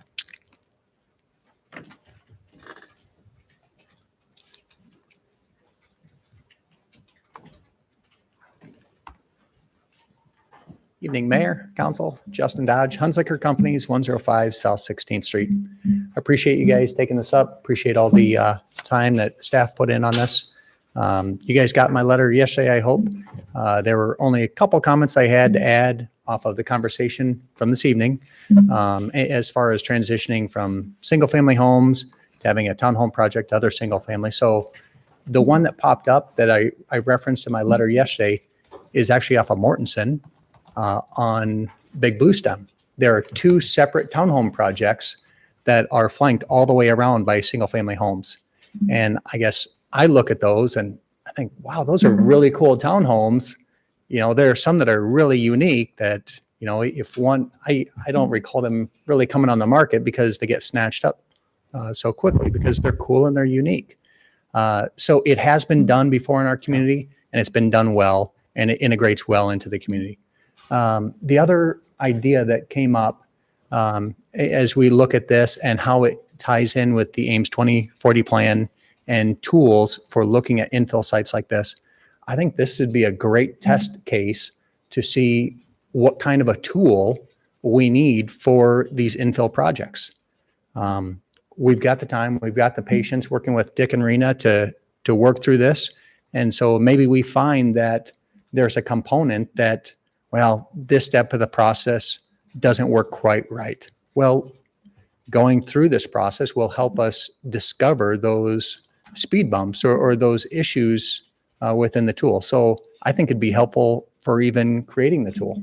So just some thoughts, but happy to answer any questions anybody might have. The example that you gave on Bloomington is a really good example. I'm blanking on the name of those units, but they are very, very popular. Big blue And they're- stems? Yeah, Yeah. very attractive. Yep. And everything that Dick and Rena have talked about with doing these townhomes, they look sharp, they look really cool. And so I think it'd be a really popular project. And thanks for your letter, Justin, that was helpful to have that ahead of time. Thank you. Absolutely. Thank you, All everyone. right, thank you. Anybody else want to address council on this topic? Seeing none, we'll close public input. Council? I wish we had more surety about the project we would get, because while townhomes are possible and could be very, very attractive, if it turns out that it's not possible to make that work, if we rezone it, does it mean then that we could get an apartment complex there, which would be a very different story for neighbors, and the outcome could be completely different. So I think, to go back to where Steve was a few minutes back, at the rezone stage, you can ask for surety. If you're going to put on the contract, you must subdivide this lot into 6 townhome lots, then you're being assured that it's going to be a townhome building. So I think you don't have assurance at this stage, but you also don't have an obligation to rezone in the future either. Right. You're going down that path, but I think it's pretty clear there would be an expectation of some surety here. It's not supposed to be speculative. But I gathered from what you said, Kelly, that we don't know what's possible with the sites if So townhomes clear- work, curb cuts work, and So clearly, by the time we get to the rezone stage, knowing that council's expecting some surety here, I'm 100% sure the applicant will be in with staff to talk through what the choices are, knowing they're never going to get a rezone without a buildable idea. So I think we can clearly work with the property owner and the developer about what choices might fit the discussion that we just had tonight. I just don't know tonight exactly what it's going to turn out to be. So Kelly, staff report had 2 options. Option 1 is deny request. Option 2 is direct staff to initiate an LUPP amendment to medium density residential. Does that still remain the 2 options that you? Yeah, I think a third option would be to create a rezoning tool and avoid the land use policy plan amendment process. If that's what you wanted to do, I wasn't really proposing exactly how to go about that tonight, but that would be option 3. And time commitment wise, in terms of both for the applicant as well as for staff? Option 1 and 2 are the ones that are the least time intensive because they're using existing resources.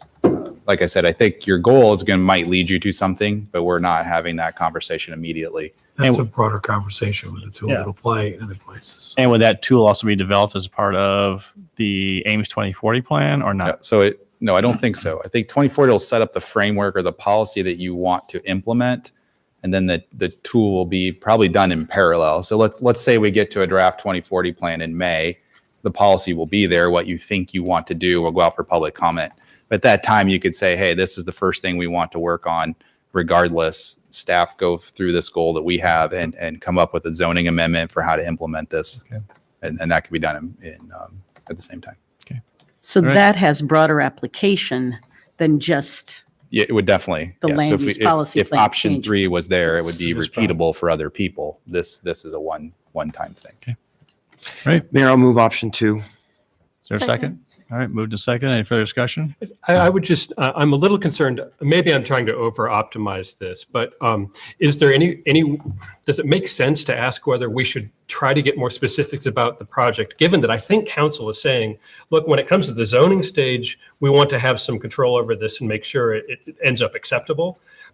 But the way we're proceeding right now starts with the land use policy change, just in order to get to talking about the zoning change where we're going to impose these constraints. So does it make sense for us to try to say, well, can't we kind of informally see something before we even do the land use policy plan, or should we just march forward now and deal with it if it turns out that it's not workable? I mean, you could defer action on the item and ask the applicant to visit with staff about a preliminary review. Would that save? Let's assume that what they offer is something that seems workable to staff. Then in that case, then we would just initiate the LUP amendment and we would be fine. I guess, does it really avoid any work? It doesn't have the avoid any- potential of saving work. It doesn't save any work. It's just reordering it. Okay. And one thing that's curious about our current land use policy plan, it's not curious, it's intentional. It intentionally wants to divide the policy decision away from the site design issue. And I think I'm advocating for, as we go into Ames Plan 2040, you're gonna either get rid of some of those policy questions, or you want to merge them, so you're making decisions on a different basis than just density and single family home versus apartment building, because that's the basic two building blocks of the LUPP outside of a village, and it just isn't fit, I think, where we're evolving as a community. So I would just, I'm going to vote no on this, not because I don't support infill, but because I prefer the idea of developing a tool that we are going to use across the city, as opposed to rezoning one piece of land for one project. All right. Those in favor of the motion, say aye. Aye. Opposed? No. Motion carried. Okay, moving on to item 22, Planning and Housing Department Work Plan Update.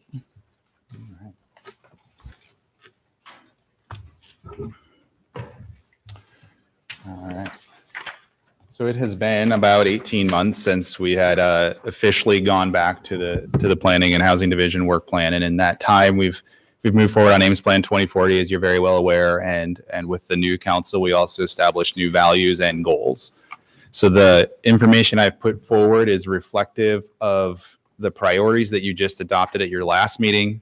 It's showing you things that you put on the committed list in 2018. And then what we kind of refer to as the parking lot list, the other list of referrals that accrue over time from various interests. Some are from staff, some are from council, some can come from the public. Based on the committed projects plus your goals, I am not advocating to start another large initiative. I don't think that we will be able to do it service at this point in time. If there's a reordering of priorities, I tried to lay out for your benefit. It's not exactly a schedule, but some understanding of how I can see these things coming together over the next year, with Ames Plan 2040 kind of hovering over all of it. That's my effort to try and do that. Will it be exactly those months? Maybe not, depending on what the current development caseload is. But that's how I see it coming together. So if you don't like where I show something happening, you could clearly adjust that and say, Kelly, move that up or move that back. Or if there's a smaller task or a more discrete resolvable item, we can probably insert a couple of those somewhere in the next 12 months too. But a large initiative, I think you'd have to move something off the list and replace it. Kelly, is there a place tonight where on the attachment B, the non-prioritized, is this a place tonight where we might say, let's move some of these off Yes. completely? Yes. Because I don't have much fire for some of these. I have to go back and try to remember where some of these came from. And I'm curious if the rest of council has an interest in trying to take some of these off the table. I think there's a benefit if you have stuff on there that you were really not committed to. It just really sort of clutters things for our staff. Yeah, I mean, I think when you look on there and you're seeing things that are 4 and 5 years old that we haven't touched, I just wonder if there's really a will to want to continue. Right. Well, I would say that 2 of those that are old are the ones that have to do with the Greek houses. And it seems to me if we're reconsidering our incentives and our urban revitalization, those first 2 about demolition delay, or review of demolition criteria and relating to life cycle evaluation, which is sustainability, actually probably are more timely now than they have been in the past. And so those were 2 that I have been adamant that we leave there, because I think we need to discuss those. And at some point we need to work on them. But I don't know if we are ready to do that now. And I don't really see any harm in leaving them there as a reminder that this is something that relates to our sustainability values and also to the questions of what we're incentivizing. Okay, let's do this.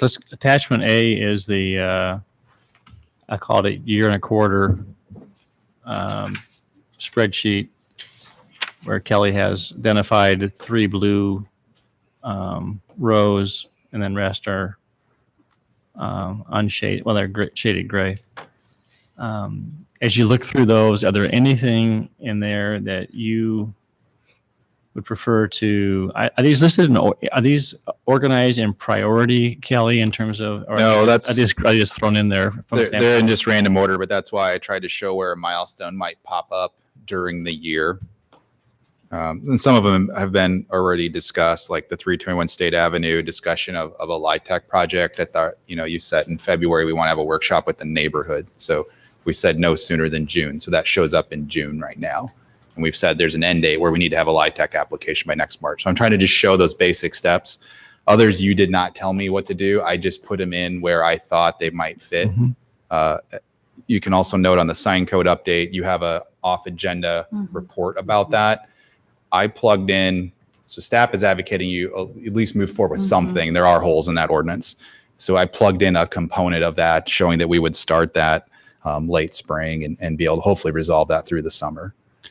Yeah, I guess I was viewing the first attachment as ones we were going to just leave as is, because those are already things that are either on our goals, in progress, or, like the sign code that staff has advocated for doing. And then looking at B and figuring out, is there something that we absolutely from B want to add to that other list? Did Or- we do that with 802 Delaware? So minor amendments don't end up on the priority work plan. right. They're treated as current development. If it was major, that would be different. So go ahead, Amber. Or are there things on attachment B that need to, or that we will vote to disappear? They'll graduate. So, Kelly, in terms of prioritization of your project listing on attachment A, this is what you're proposing and recommending, correct? Correct. Well, why don't I have a motion approving the work plan? Yeah. That would be helpful. Get a motion. Right. Thank you. Point. Well, we'd want to wait until if there's anything we want to add from, yeah. Okay. But we're not going through, as Amber said, you're right. You're already working on all, the non-blue ones. You're already doing some kind of work on each one of those already, correct? No, not necessarily. Like the sign code, other than the report, we haven't moved into the next Okay. phase of that. We need direction from you. So really, Ames Plan 2040 is the only one that's like truly very alive and being worked on right now. There's things that are sitting there just waiting to get through tonight to make sure that you want us to do that. And I will say, if you had something from the B into the A, we may have to drop Right. the A ones. Yep. And there's also, we know there's several other potential projects that are being talked about. It's kind of, it's uncertain. Certainly wouldn't recommend throwing these in, but I think just from a standpoint of, for council's, I guess, information, if all of a sudden someone come in, they want to do a big development project that's going to take your time, would you come back then to council and just say, here's what's going on, and I need to readjust my work schedule? How would that work if, on the basis that we're going to go ahead and approve the work plan, not to micromanage? I'm just curious how you think about that. so in the past, if it's a project that can go through the normal established development requirements, that you're allowed as a property owner to apply for a rezone, you're allowed to apply for annexation, you're allowed to apply for subdivision, they don't ever get ranked. And the presumption was those were still first priority. In this case, clearly Ames Plan 2040 has, in theory, could push something out of the way because that has to get done. In other years where we didn't have that overarching priority project, it was always assumed that long range planning would take a back seat if there was a huge demand for current planning. At this point in time, a number of idea projects have not shown up. Right. So you'll see I'm a little front loaded on this, assuming that we can start a few things this spring and hopefully move them forward. But if in the summer things come in, the presumption's always been we have to do that first. And you control the gate on a number of these things. Let me be more specific. There are potential projects out there that would take a significant amount of staff time. If we're confronted with that, we'll have to bring it back to you and you'll have to reprioritize time. Right. We may say, hold off on sign code updates and That's right. put this in We front haven't of. started. Yep. And I guess for example, we have if it I guess I'm struggling to understand what would be an example of what would be Well, a massive time There consuming could be a project. big development in the downtown or campus town we don't know about yet to come. So, Take massive amount of time. so if you looked at it as the downtown gateway development, if it's something of that magnitude where Yeah. there's more, That's so that's where I'm saying Rezoning. Yeah. that one is more than current code. Right. That's So what we're that was saying. one we had you rank. Yeah, there are a couple projects that could come before us. Absolutely. So if those are the types of things that are time intensive because they're unique, we would come back. Yeah. Yep. Or just say we're going to do this, we're going to defer these things. Are you okay with that? So on page 2 of attachment B, is the fourth item from the bottom, modify university URA to eliminate tax abatement, is that what's showing up on the tentative project milestones as repeal East University URA for new construction? So that's yes. So my interpretation of that direction from relatively recently, I think it was in January, when we talked about the sorority demolition. December. On Lynn. Was it December? I think so. Yeah. My interpretation of that motion was to bring that back. So that is discreetly shown in July to amend the URA specifically about new construction.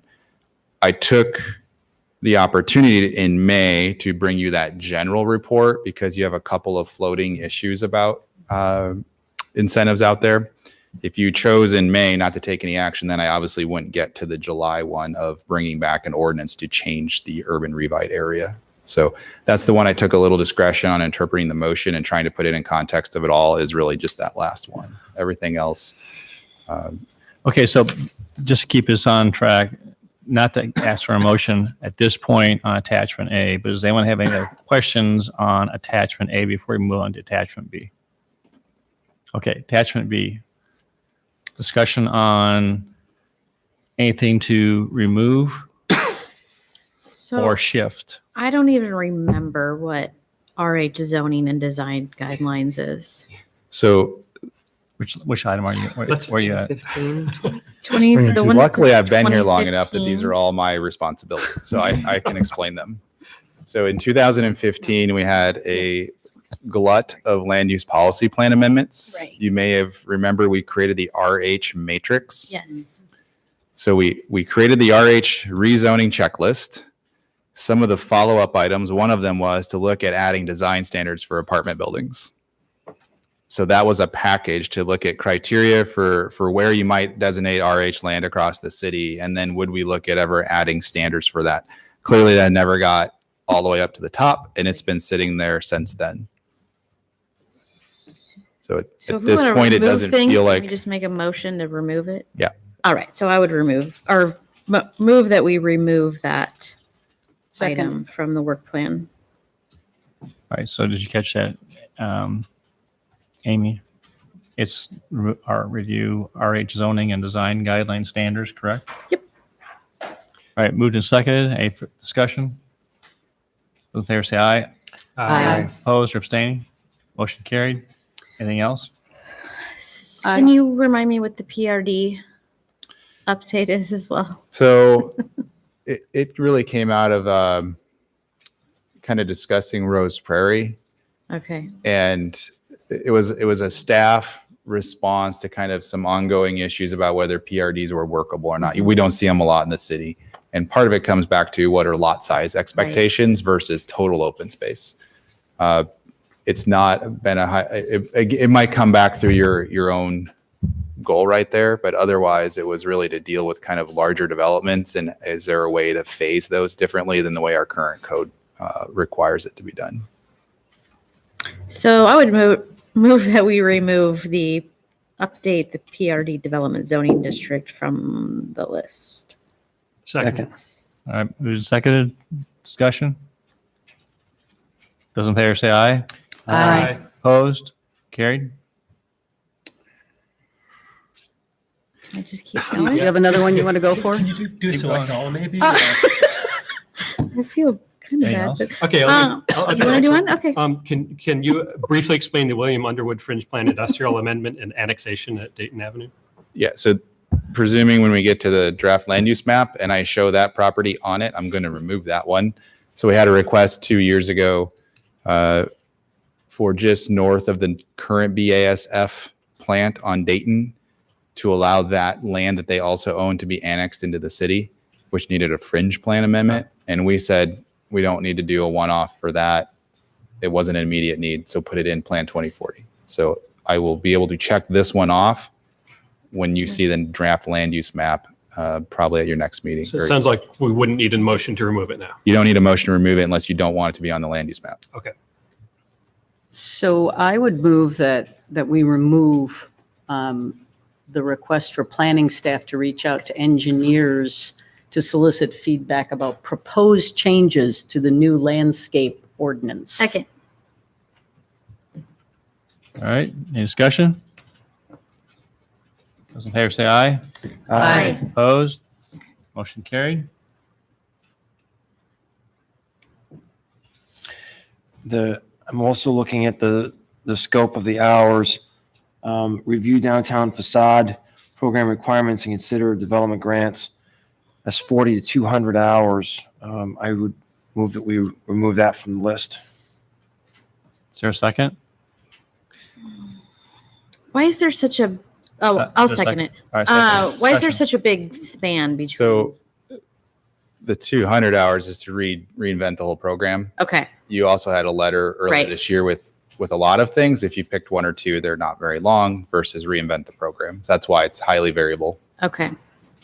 So would it be helpful to, if this motion fails, to get some kind of direction in terms of limiting, not, I mean, or giving more specificity on what's being looked for to try and help you reduce that you time? you could change the description of what you are interested in and leave that on the parking lot if that's the case.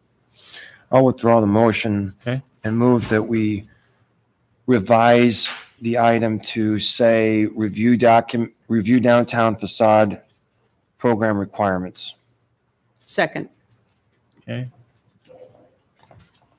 In my conversations with Drew Camp, he indicated that that the feeling about the facade grants has shifted since the first request came in.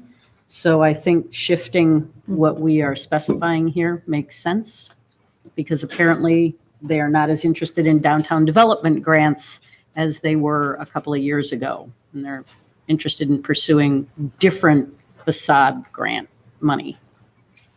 Okay. Those in favor of the motion say aye. Aye. Opposed or carried?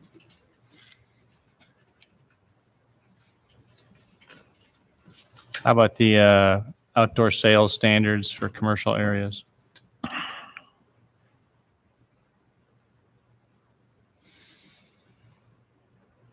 Is this the gorilla amendment?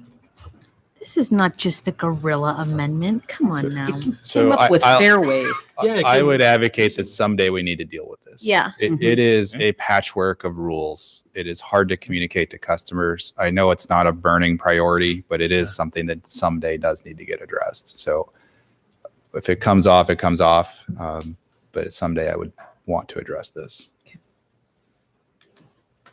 The neighborhood association program seems kind of general in nature. Not that it's not a good idea, but there's really not a lot of specificity on that. So that was a product of the last neighborhood summit where Julie had kind of talked about it seemed to be lagging interest in the program.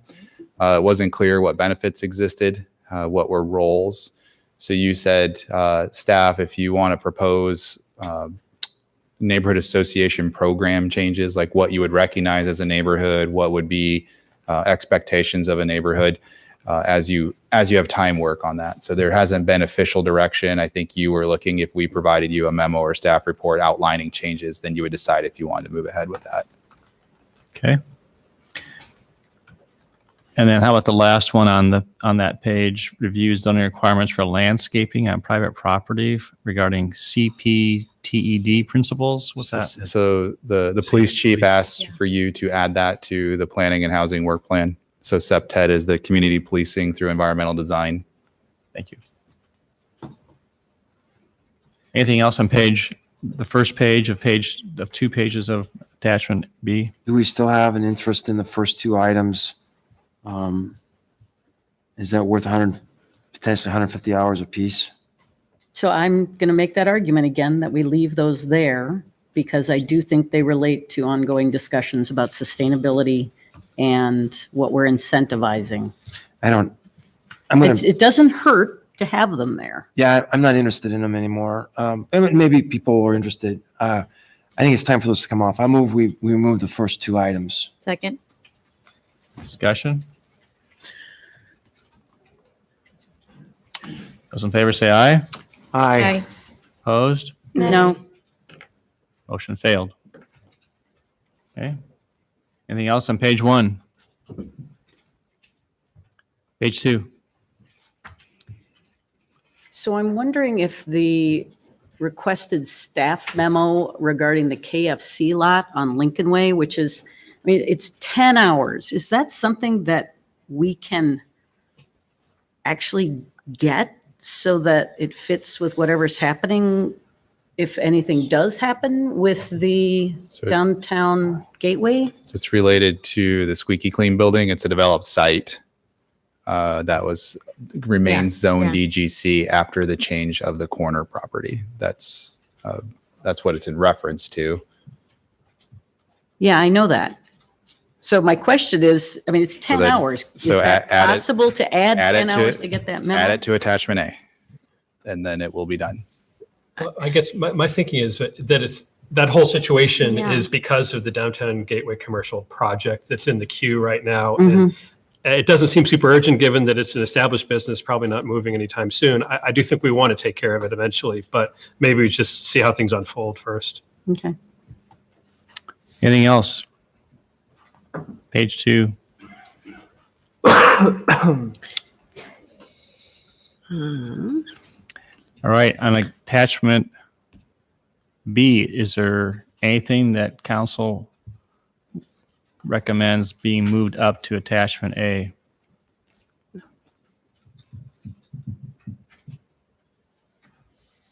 And subsequently moving something from attachment A to attachment B?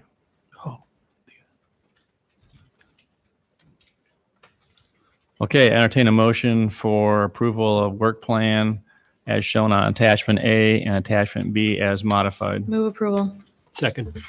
Any discussion? So just to clarify, that item that I asked Kelly about with regard to repeal East University URA for new construction, which is showing up in the last row on attachment A, that is showing on attachment B.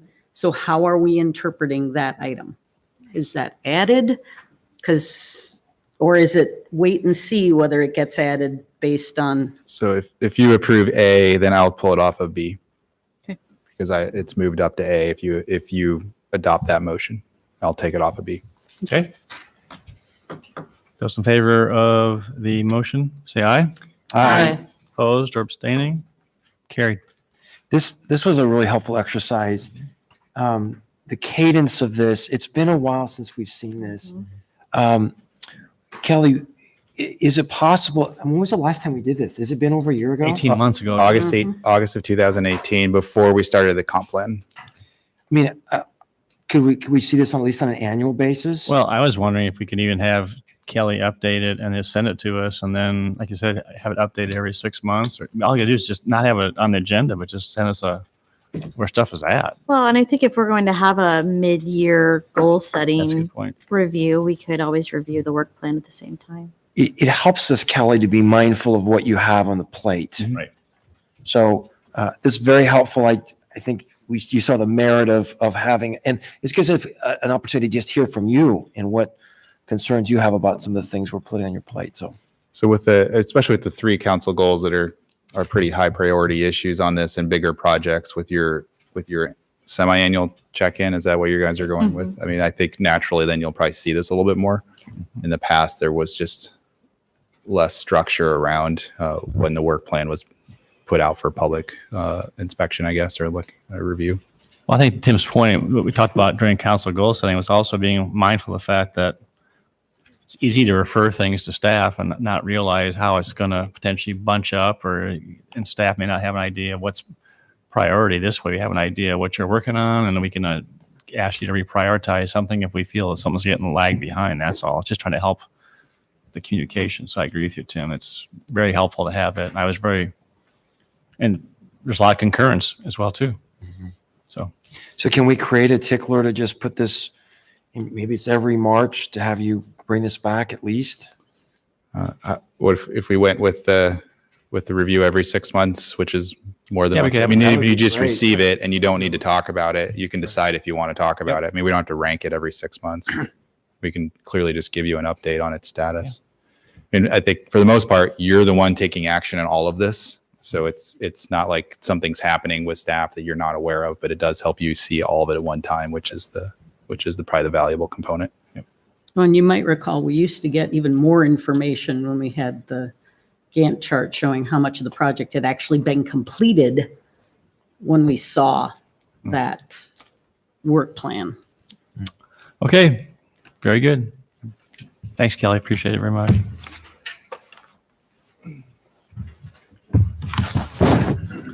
All right, moving on to item 23.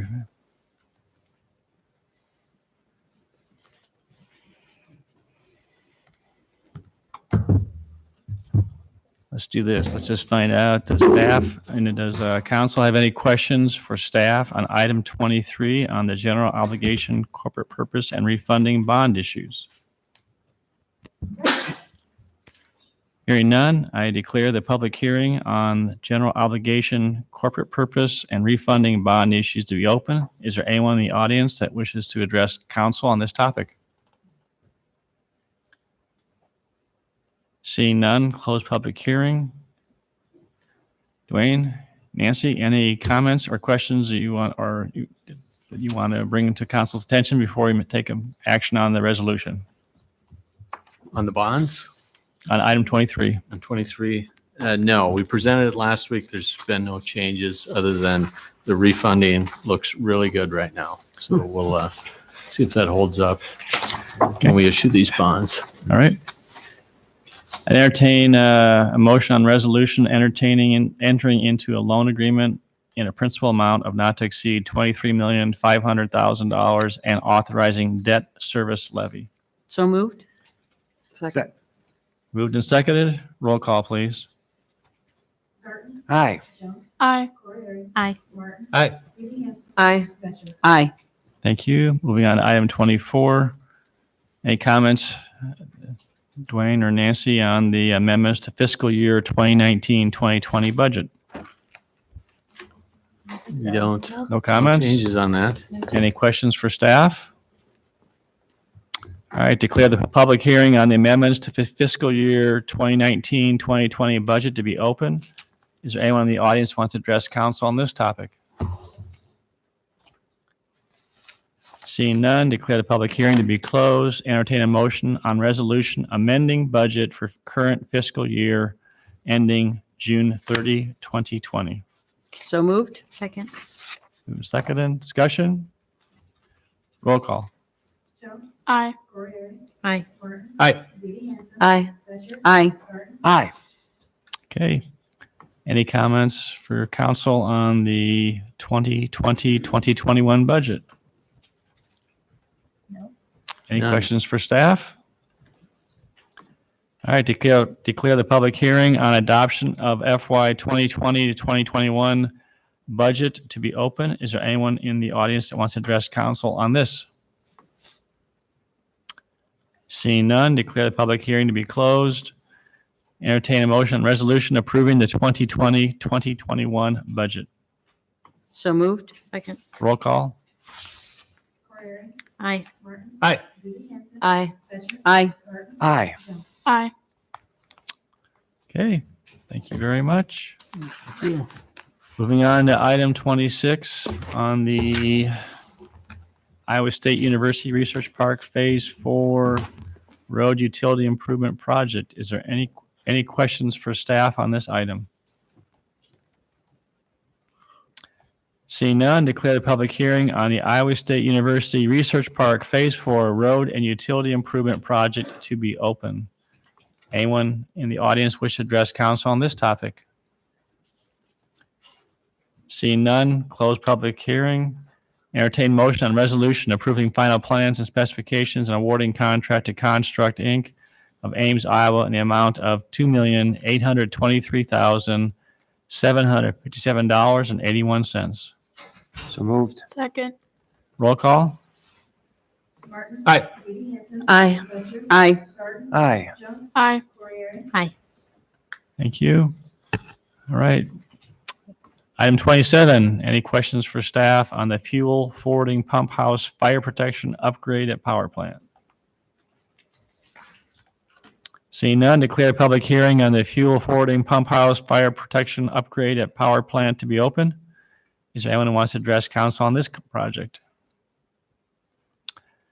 Seeing none, declare the hearing to be closed. Entertain motion on resolution approving final plans and specifications and awarding contract to the Waldinger Corporation, West Des Moines, Iowa, in the amount of $129,071. So moved. Second. Roll call? Aye. Aye. Aye. Aye. Aye. Aye. Okay, item 28, East Industrial Utility Extension. Any questions for staff? So we should talk about this one a little bit, don't we? I think so. Yeah, we're not asking you to approve it, only to report the bids. So that'll give us time to talk to the design engineers, see why the project came in so Maybe much that's above. maybe it just sort of goes without saying that that's sort of the plan. I don't have anything further. I don't think we got specifics for you right now. And then we can we'll probably have to redesign it, or we'll see what we can do. Yeah, we'll be talking to our consultant as well as our in-house team, trying to get input potentially from the bidders on what their thought process was and the numbers they put together, and see what our options are, and then bring those back to you at a later time. The disparity sort of speaks for itself, and it makes me wonder if there was some kind of physical barrier, because typically this is a function of time and unit prices. And so it's just throwing those criteria in and see what your bidding program gives you. So it's pretty big difference. So Yep, exactly. Those are the types of things we need to find out and see what modifications we can potentially make. And there's some timing aspects to this. We want to keep things moving. So if we were to rebid this, could you walk us through the time frame of that process? It depends how extensive the time to redesign would be. If we're confident that a redesign could fit within the budget, and then what the scope of that redesign would be, we'll of course try to expedite that as quickly as possible, and then get construction underway as quickly as possible after that. But it all depends on the scope of the redesign. Yeah, Steve, have we had any feedback from Dan Cohane with respect to the timing on this? Do we have a sense that there's sort of impending projects where this would be important to move forward? I'm sure they're concerned, you should express concern, we get the project done as soon as possible, but there are no pending projects that are. Well, there's always been people who showed interest, but I don't know of any that are, I wouldn't want to say. Okay. I mean, it is what it is. This is too much over the budget that we can recommend this, so we'll move as quickly as we can. Right. But I don't want to rebid it again and come in at $8 million, and that's not going to be helpful. You'll have a really tough decision on your hands. So I think we want to try to get this right. Right. Yeah, take a little longer, but get it done right. And I'd like to know what the whole environment is right now out there in the world for bidding. I don't know if that affects, I don't know what's happening out there. It is kind of crazy world. You see, we were $2.5 million under the engineer's estimate for the Grand Avenue extension. We were way under phase 4 of the research park. We were over for Welch Avenue. Each project may have its own unique set of circumstances that made it differently, but it's not been consistent. Yeah. And these are large variations, not easy to find the money to move ahead. John, was this, sometimes the projects are bid on a unit price basis, per excavation, square yard of paving, et cetera, and sometimes there's lump sum bids for a project. How is this one bid? Unit price. So there was that much of a variance and, disparity in terms of, and so when you compare that historically to cost data, is it explainable, or is it just? No, that's what we need to find out. The engineer's estimate was based upon what our consultant team and in-house team thought was reasonable based on previous projects. So we'll have to find out what the discrepancy was between previous work and this project. If we rebid it, are there opportunities for us to be intentional?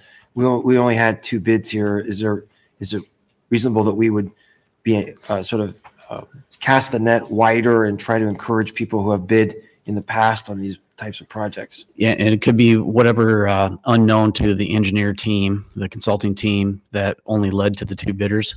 If we're able to ferret that out and make those changes, then that may be attractive to other bidders than that didn't bid in this scope. Right.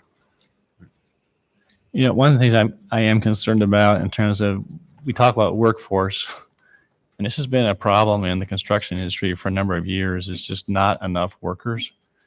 And I'm just concerned, are we starting to see this is coming home to roost? And that is, we're seeing, we had a number of bidders that bid on Homewood, but it was, quite a bit over estimate. But are we starting to see the tip of the iceberg here? We're starting to see, the labor having an impact as well too, and the materials. But candidly, I was just, I was very surprised to see the huge discrepancy, almost 60%, over budget. I mean, but anyway, it's immaterial.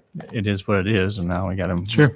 And are you hopeful that there are opportunities to really bring this down or not? Well, we will report back when we find out. All right. Very good. We're always hopeful here. All right. Always. All right. Great for motion or Just public input? I need to get open a hearing. Thank you, John. Any questions for John? Thank you. All right, declare the public hearing on East Industrial Utility Extension to be open. Is there anyone who wants to address council on this item? Seeing none, close public hearing and entertain a motion on accepting the report of bids. So moved. Second. All right, those in favor say aye. Aye. Opposed or abstaining? Motion carried. Thank you. All right, moving on to item 29, hearing on Site Ride 2020 HVAC improvement projects. I see that Barb and Rich are here. Any questions for them? All right, I declare the public hearing on the Site Ride 2020 HVAC improvement project to be open. Anyone wish to address council on this topic? Seeing none, declare the public hearing to be closed. Entertain motion on resolution approving final plans, specifications, and awarding the contract to Mechanical Comfort Incorporated of Ames, Iowa, in the amount of $539,500 for the base bid. So moved. Second. Moved in second. Roll call, please. Aye. Aye. Aye. Aye. Aye. Aye. Thank you very much. All right. Moving on to item 30, first reading of ordinance increasing water rates by 2% and sewer rates by 5% effective July 2020. John. Good evening, Mayor and Council. I'm going to go through just a small handful of the slides that were in the packet that I gave you. I just want to touch on some high points for you. Where I'd like to start is just reviewing what the recent trend in rate adjustments has been over the last 5 years. There have been some years where we've not done any rate increases at all. You can see last year there was one of the utilities that we did as much as a 7% adjustment. But over the last 5 years, the water increases have averaged 2.9% per year, and the sewer increases have increased 1.6% per year. And to kind of put that into context with what's been happening nationally, this is an AWWA survey where national rates for drinking water have gone up 4.8% over that time. Sewer rates have gone up 4.1% over that period of time. Do you have those? Okay, so you've got Iowa trends. Okay, sorry. Yep. Next slide. Yep. Yep. So this is a trend over a 20-year period of time of what drinking water rates in the state have done. And so there's, it's interesting. Each of those years where we did a survey, you see that stacked column, and each dot represents what a utility charged a customer, in this case, for 600 cubic feet of water in a month. And so it lets you see over that 20-year period of time how that envelope of rates have changed across the state. And there's two data sets that I've pulled out there. The red dashed line is the statewide median. So that means in that year, that was the point at which half of the utilities were charging more and half were charging less. The other data point, the green solid line, is our rates here in Ames. So you can see 20 years ago, we were just a couple of data points above the median. And now we are at the 36th percentile, so almost in the bottom third of rates in the state. It's interesting to look at it like this because you can see between 2009 and 2013, when we were doing what felt like big rate increases to prepare for the capital cost of the water plant, we were actually just keeping pace with what the statewide trend was during that period of time. And in those last 5 years where our increases have been smaller, you can see that gap widening back up again as that statewide trend continues to pull forward. Hey, John, there's been a lot of talk about rural water. I'm going to put you on the spot, see if you know this. Is that an average customer, average residential customer there, that bill? Yeah, that would be our average So residential. that's just municipal. If there was a rural water average, where would the rate be about? Oh, Too much to put you on the spot without preparing?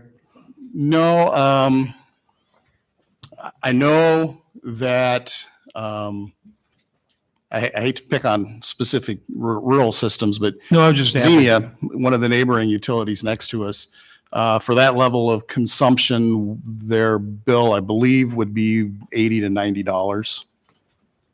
Compared to ours at, Compared to ours, it would be somewhere 26, 27, something like that. Good question. When I look at this graph, I can see that we started off, as you said, slightly above the median, and now we're well below it, have been for a few years. Is there a simple way to characterize something that might have changed to explain that transition? Or is it just overall excellence? It's management is what I always point to. It's the city manager's office. No, Oh, I not see. not my man. the thing that's really shocking to me is how over that 20-year period of time, that envelope of rates has gotten so broad, and there's such a big spread across the state and what the rates are. Part of it too, after the 2010 census, we include cities with a population of 10,000. So there were a couple more utilities that have gotten added to the survey in the past 10 years.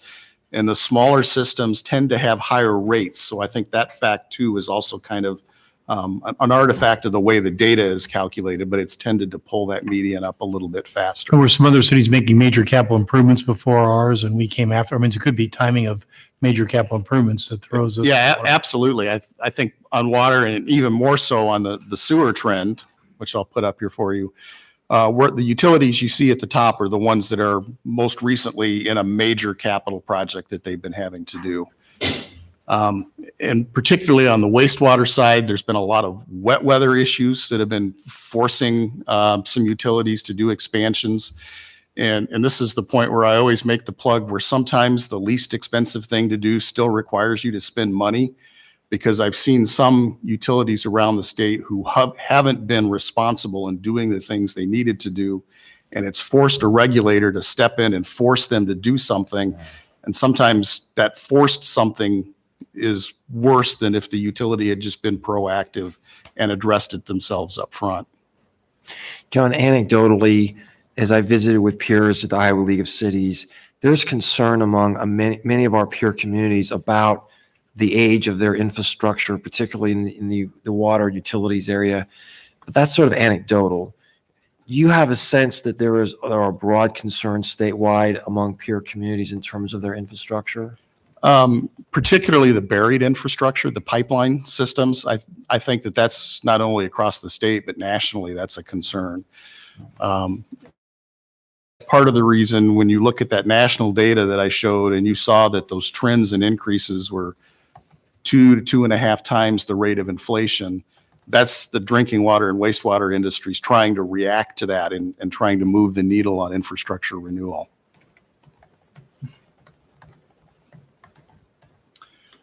So every year we run a rate model.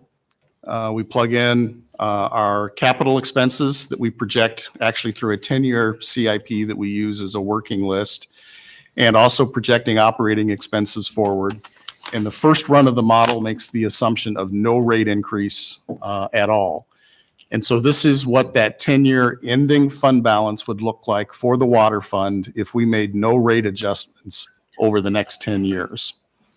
And just as a reminder, the goal is not just to keep the balance above zero, but it's actually to fill this yellow box.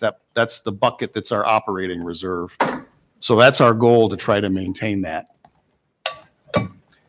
And on the sewer fund, you see a similar pattern, not quite as dramatic, but still certainly a need for revenue adjustments if we're going to fully fund the operating and capital plan that we've got laid out for the next 10 years. And so once we have this done, the process we go through is just running through multiple scenarios to try to find patterns of rate increases that feel like they would have the least amount of an impact on customers while still fully funding what we project as the needs of the utility. And this is the pattern that it looks like we would be needing over the next 10 years. And again, this assumes that all of our projections are perfect, which we know they aren't, but I think it gives you a sense of what direction the rates would be headed over the next 10 years. Excuse me, John, on that, on your projections, does that also take into account all the CIP projects that you're anticipating? Like, we have, like, how much do we have? We got to invest out at the wastewater plant? Yeah, at the wastewater plant, it's roughly 20 million over this period. It would be 40 million over a 20-year span for that project. Nutrient reduction. Yeah. Yeah, for the nutrient And so reduction. same for the water plant. If we have any, I mean, obviously we have a newer, almost virtually brand new plant, but there are things that need to be doing. So all that's factored into your. It's not only John's distribution too, which Public Works handles, remember? So it's your distribution system, Yes, that's correct. not just the plant, the distribution. And we're making major investments in changing out some of the old water lines. Remember upgrading them? So We should just go ahead and just give that to somebody else in the department. They can take care of it. yeah. So I highlighted year one on here, and that's just for the public to be aware that even though we're looking at a kind of a 10-year trend, it's only the first year that council would be taking any actions on. We're only recommending that you adopt rates for the coming fiscal year. Because John always does better for me than the following years. And that's the goal. As long as it rains, he wants it to rain. So when we plug these patterns back into the rate models, then this is what the water fund would look like over the next 10 years. And this is what the sewer fund would look like over that same period of time.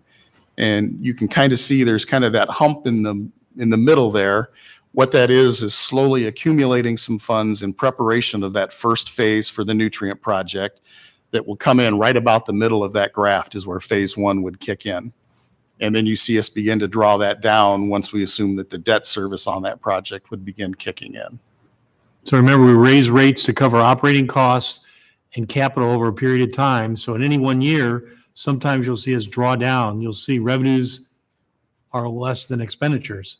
And we dip into it's a planned drawdown of our available balances. And then we time our rate increases and to build those balances up to take care of the next round of capital improvements, whatever. So how would you handle it if we had or when Prairie View takes off and we start having a need to push to increase capacity beyond what you have right now? I know the plant's been designed to add capacity. How does that factor in terms of planning to increase or grow the GP gallons per day that you put out, and the same at the wastewater plant? Yeah, so in the model, I haven't made any assumptions of any major growth in consumption. If that would happen, it would be because we've got additional demand, and so there is additional revenue that's coming for it. I've not tried to model out just beyond that simplistic of an assumption. But also, you don't build that out in one day. It takes time, so we can adjust and plan for it. I think you're going to be prudent in we've talked about this, on who you recruit to this city. Right. You can get a food processing plant that uses up millions of gallons a day and creates 50 jobs. That may not be a company we want to pursue. So you have to make those good decisions on who you recruit. But usually that whole area, we have enough to take care of that area right now. And if something large comes in and they start to increase the capacity, we can plan for it. It'll show itself early enough, we can adjust to it. Yeah, and it's actually more likely that the wastewater plant would need capacity before the drinking water plant would.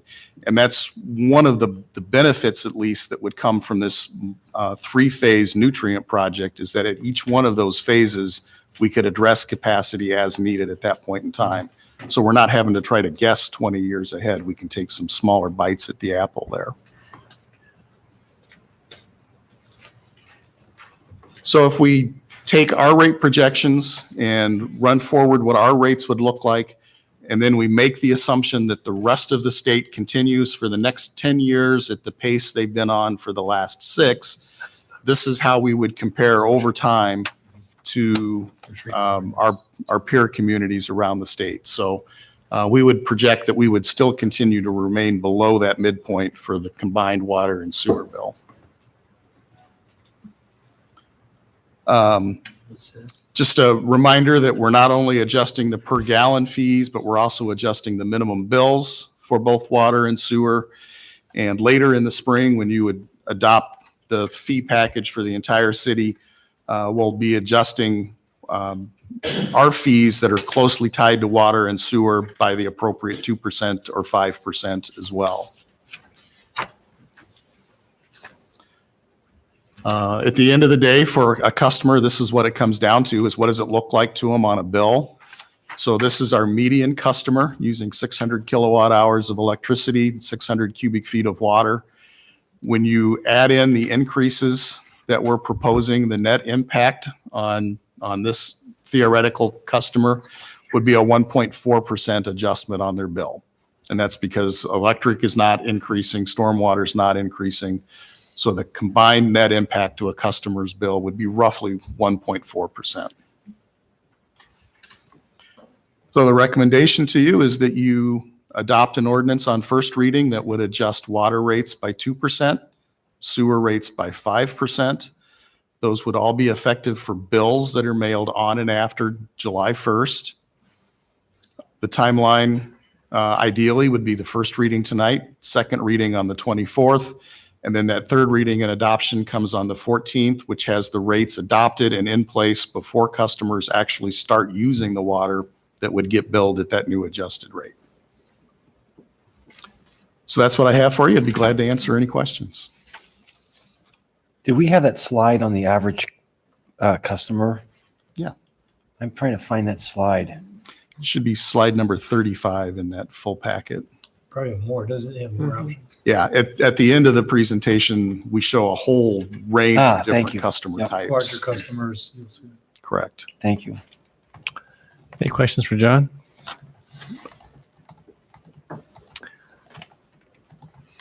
Thank you for the thorough job, John, and also for the PowerPoint that you created and sent ahead of time. It was very helpful to go through that ahead of time, and it certainly is data rich, and really appreciate that. All right, I will open up public comment on the ordinance to increase water rates by 2% and sewer rates by 5% effective July 1, 2020. Does anyone in the audience want to address council on this topic? Seeing none, close public input.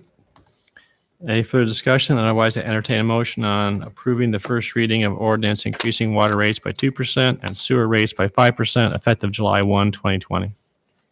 Move on first. Second. Discussion. Hearing none, roll call, please. Aye. Aye. Aye.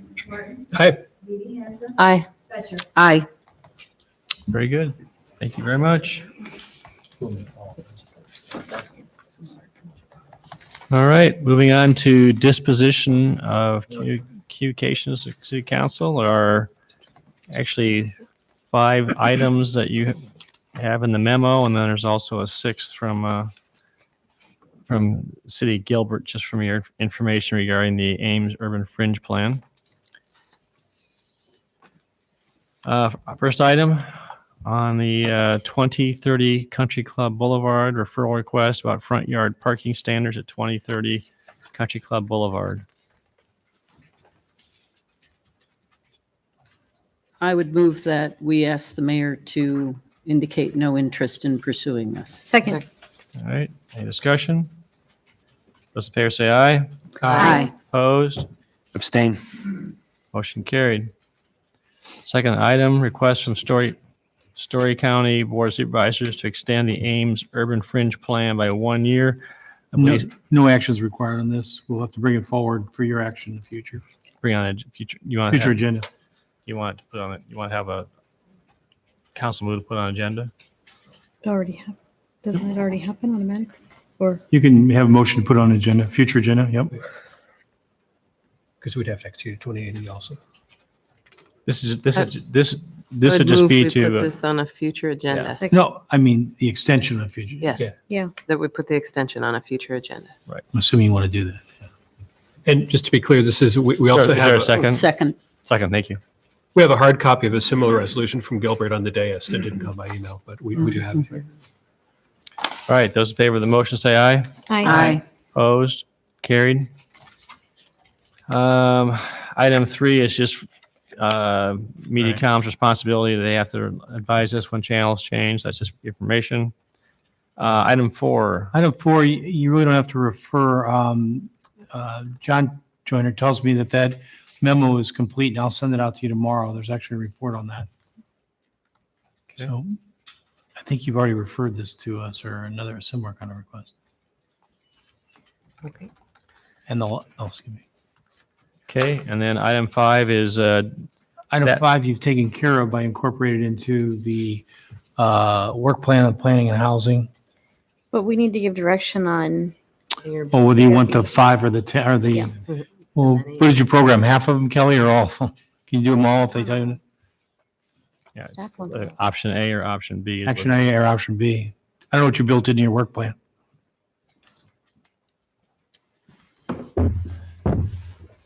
I would say option A was reflective of that shorter time frame. If you picked option B, we probably couldn't get that all done. I'd probably, like I said in the memo, I would probably break it into 2 parts because there's some easy fixes that staff would like, and there's probably some things you need more public input on. So if you pick B, it would probably just get stretched out into 2 parts over more of the year. It wouldn't get all compacted and focused into being done right away. But you're So- still supporting B. I would. I didn't presume to have this elaborate, long project in the work plan without you giving that direction. So we'd have to give more information to you. You would choose whether we're going out to the public to do different parts of it, and it would just take a longer amount of time. I don't feel super urgency on this. I'd rather do it slower and more comprehensively. So is there a motion, please? I'd move for option B. Second. All right. Everyone understand the motion? Those in favor say aye. Aye. Opposed? Carried. Okay, council comments. Gloria. I just got back from the National League of Cities Conference, and it was interesting to see how they are dealing with a large conference with coronavirus looming. And the municipal leaders were all very proactive in reporting what they were doing in their own communities. And we all got hand sanitizer, and it was a great experience. I did pick up some additional tips on diversity, inclusion, and equity in emergency management that I will be passing on to the council. Very good. That's it. Lots of discussion going on right now with respect to the virus. We got a memo from President Winterstein just this afternoon about they're exploring possibilities of going to delivering classes over the internet. And so Grinnell is closing. A number of institutions are closing up for this duration. There's a lot of moving parts. We've never experienced anything like this in Ames. And I wanted to take a moment and thank the city staff for the thoughtfulness and proactive planning. And this is a bit of a new exercise, but I appreciate the effort to explore best practices and keep the public informed. Rachel? Nothing tonight, thanks. Nothing for me. Yeah. Nothing? Nothing for me. To echo what Tim was saying, so I've heard from 2 teachers. I don't know if this is different from what Winterstein has said. I looked at the statement as well, and it was kind of vague, but I believe there's the impression that that classes are going to be canceled for at least 2 weeks following, or not canceled, moved to online for at least 2 weeks following spring break, and that will be reevaluated after the 2 weeks is up. And so, yeah, being taken very seriously to at least flatten the spread of the virus. Yeah. Bless you.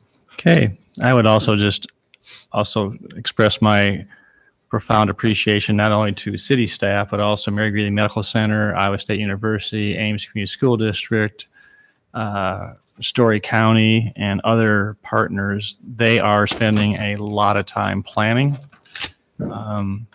Talking with the city manager, they've been doing this for weeks, not just days, but weeks.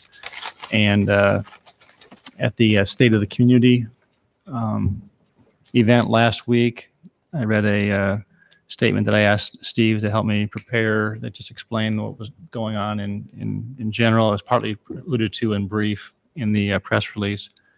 But we just strongly encourage people to get facts, get data, and just avoid rumors. That's just really the worst thing that really causes increased confusion. And so there is a link on the website, our website, to information. Mary Greeley Medical Center, Brian Dieter made it very clear that they also are trying to keep their information up to date on their website. And a lot of those have hot links that go right to the Iowa Department of Public Health. And we also shared that any public comment would probably come from healthcare professionals, which would include from Mary Greeley Medical Center or Story County Department of Health or the Iowa Department of Health. Just so the less spokespeople, the better. You get facts and data. And I will say that staff is working diligently to make sure they can deliver services to the community. And if they have a great employee issues, then they're going to have to decide if they may have to delay or restructure a little bit. But anyway, I just want to be sure the community that it is being talked about, it is being planned for. And right now, there's a lot of unknowns still, so we have to just take each day at a time. All right. Oh, also I mentioned I had the privilege of being at the I-SCORE, which is Iowa State Conference on Race and Ethnicity last Friday. It was a day-long function, and there was over 1,200 participants. Outstanding event, and a lot of good takeaways from that as well too. When there's students that go to what they call NCORE, National Conference on Race and Ethnicity, and part of their responsibility is coming back and giving presentations. And some of the students just did an outstanding job, just kind of challenging and help inform individuals. So it was just really kudos to Japana. Forgot his last. Okay. Japana Kellogg. Yes, Japana Kellogg. Outstanding job. And Dr. Martino Harmon and Dr. Winterstein and all the other team members that do a tremendous job. And so it's been was refreshing, but also very challenging and sorely needed as well too. All right. Entertain a motion to adjourn. Move to adjourn. We are adjourned.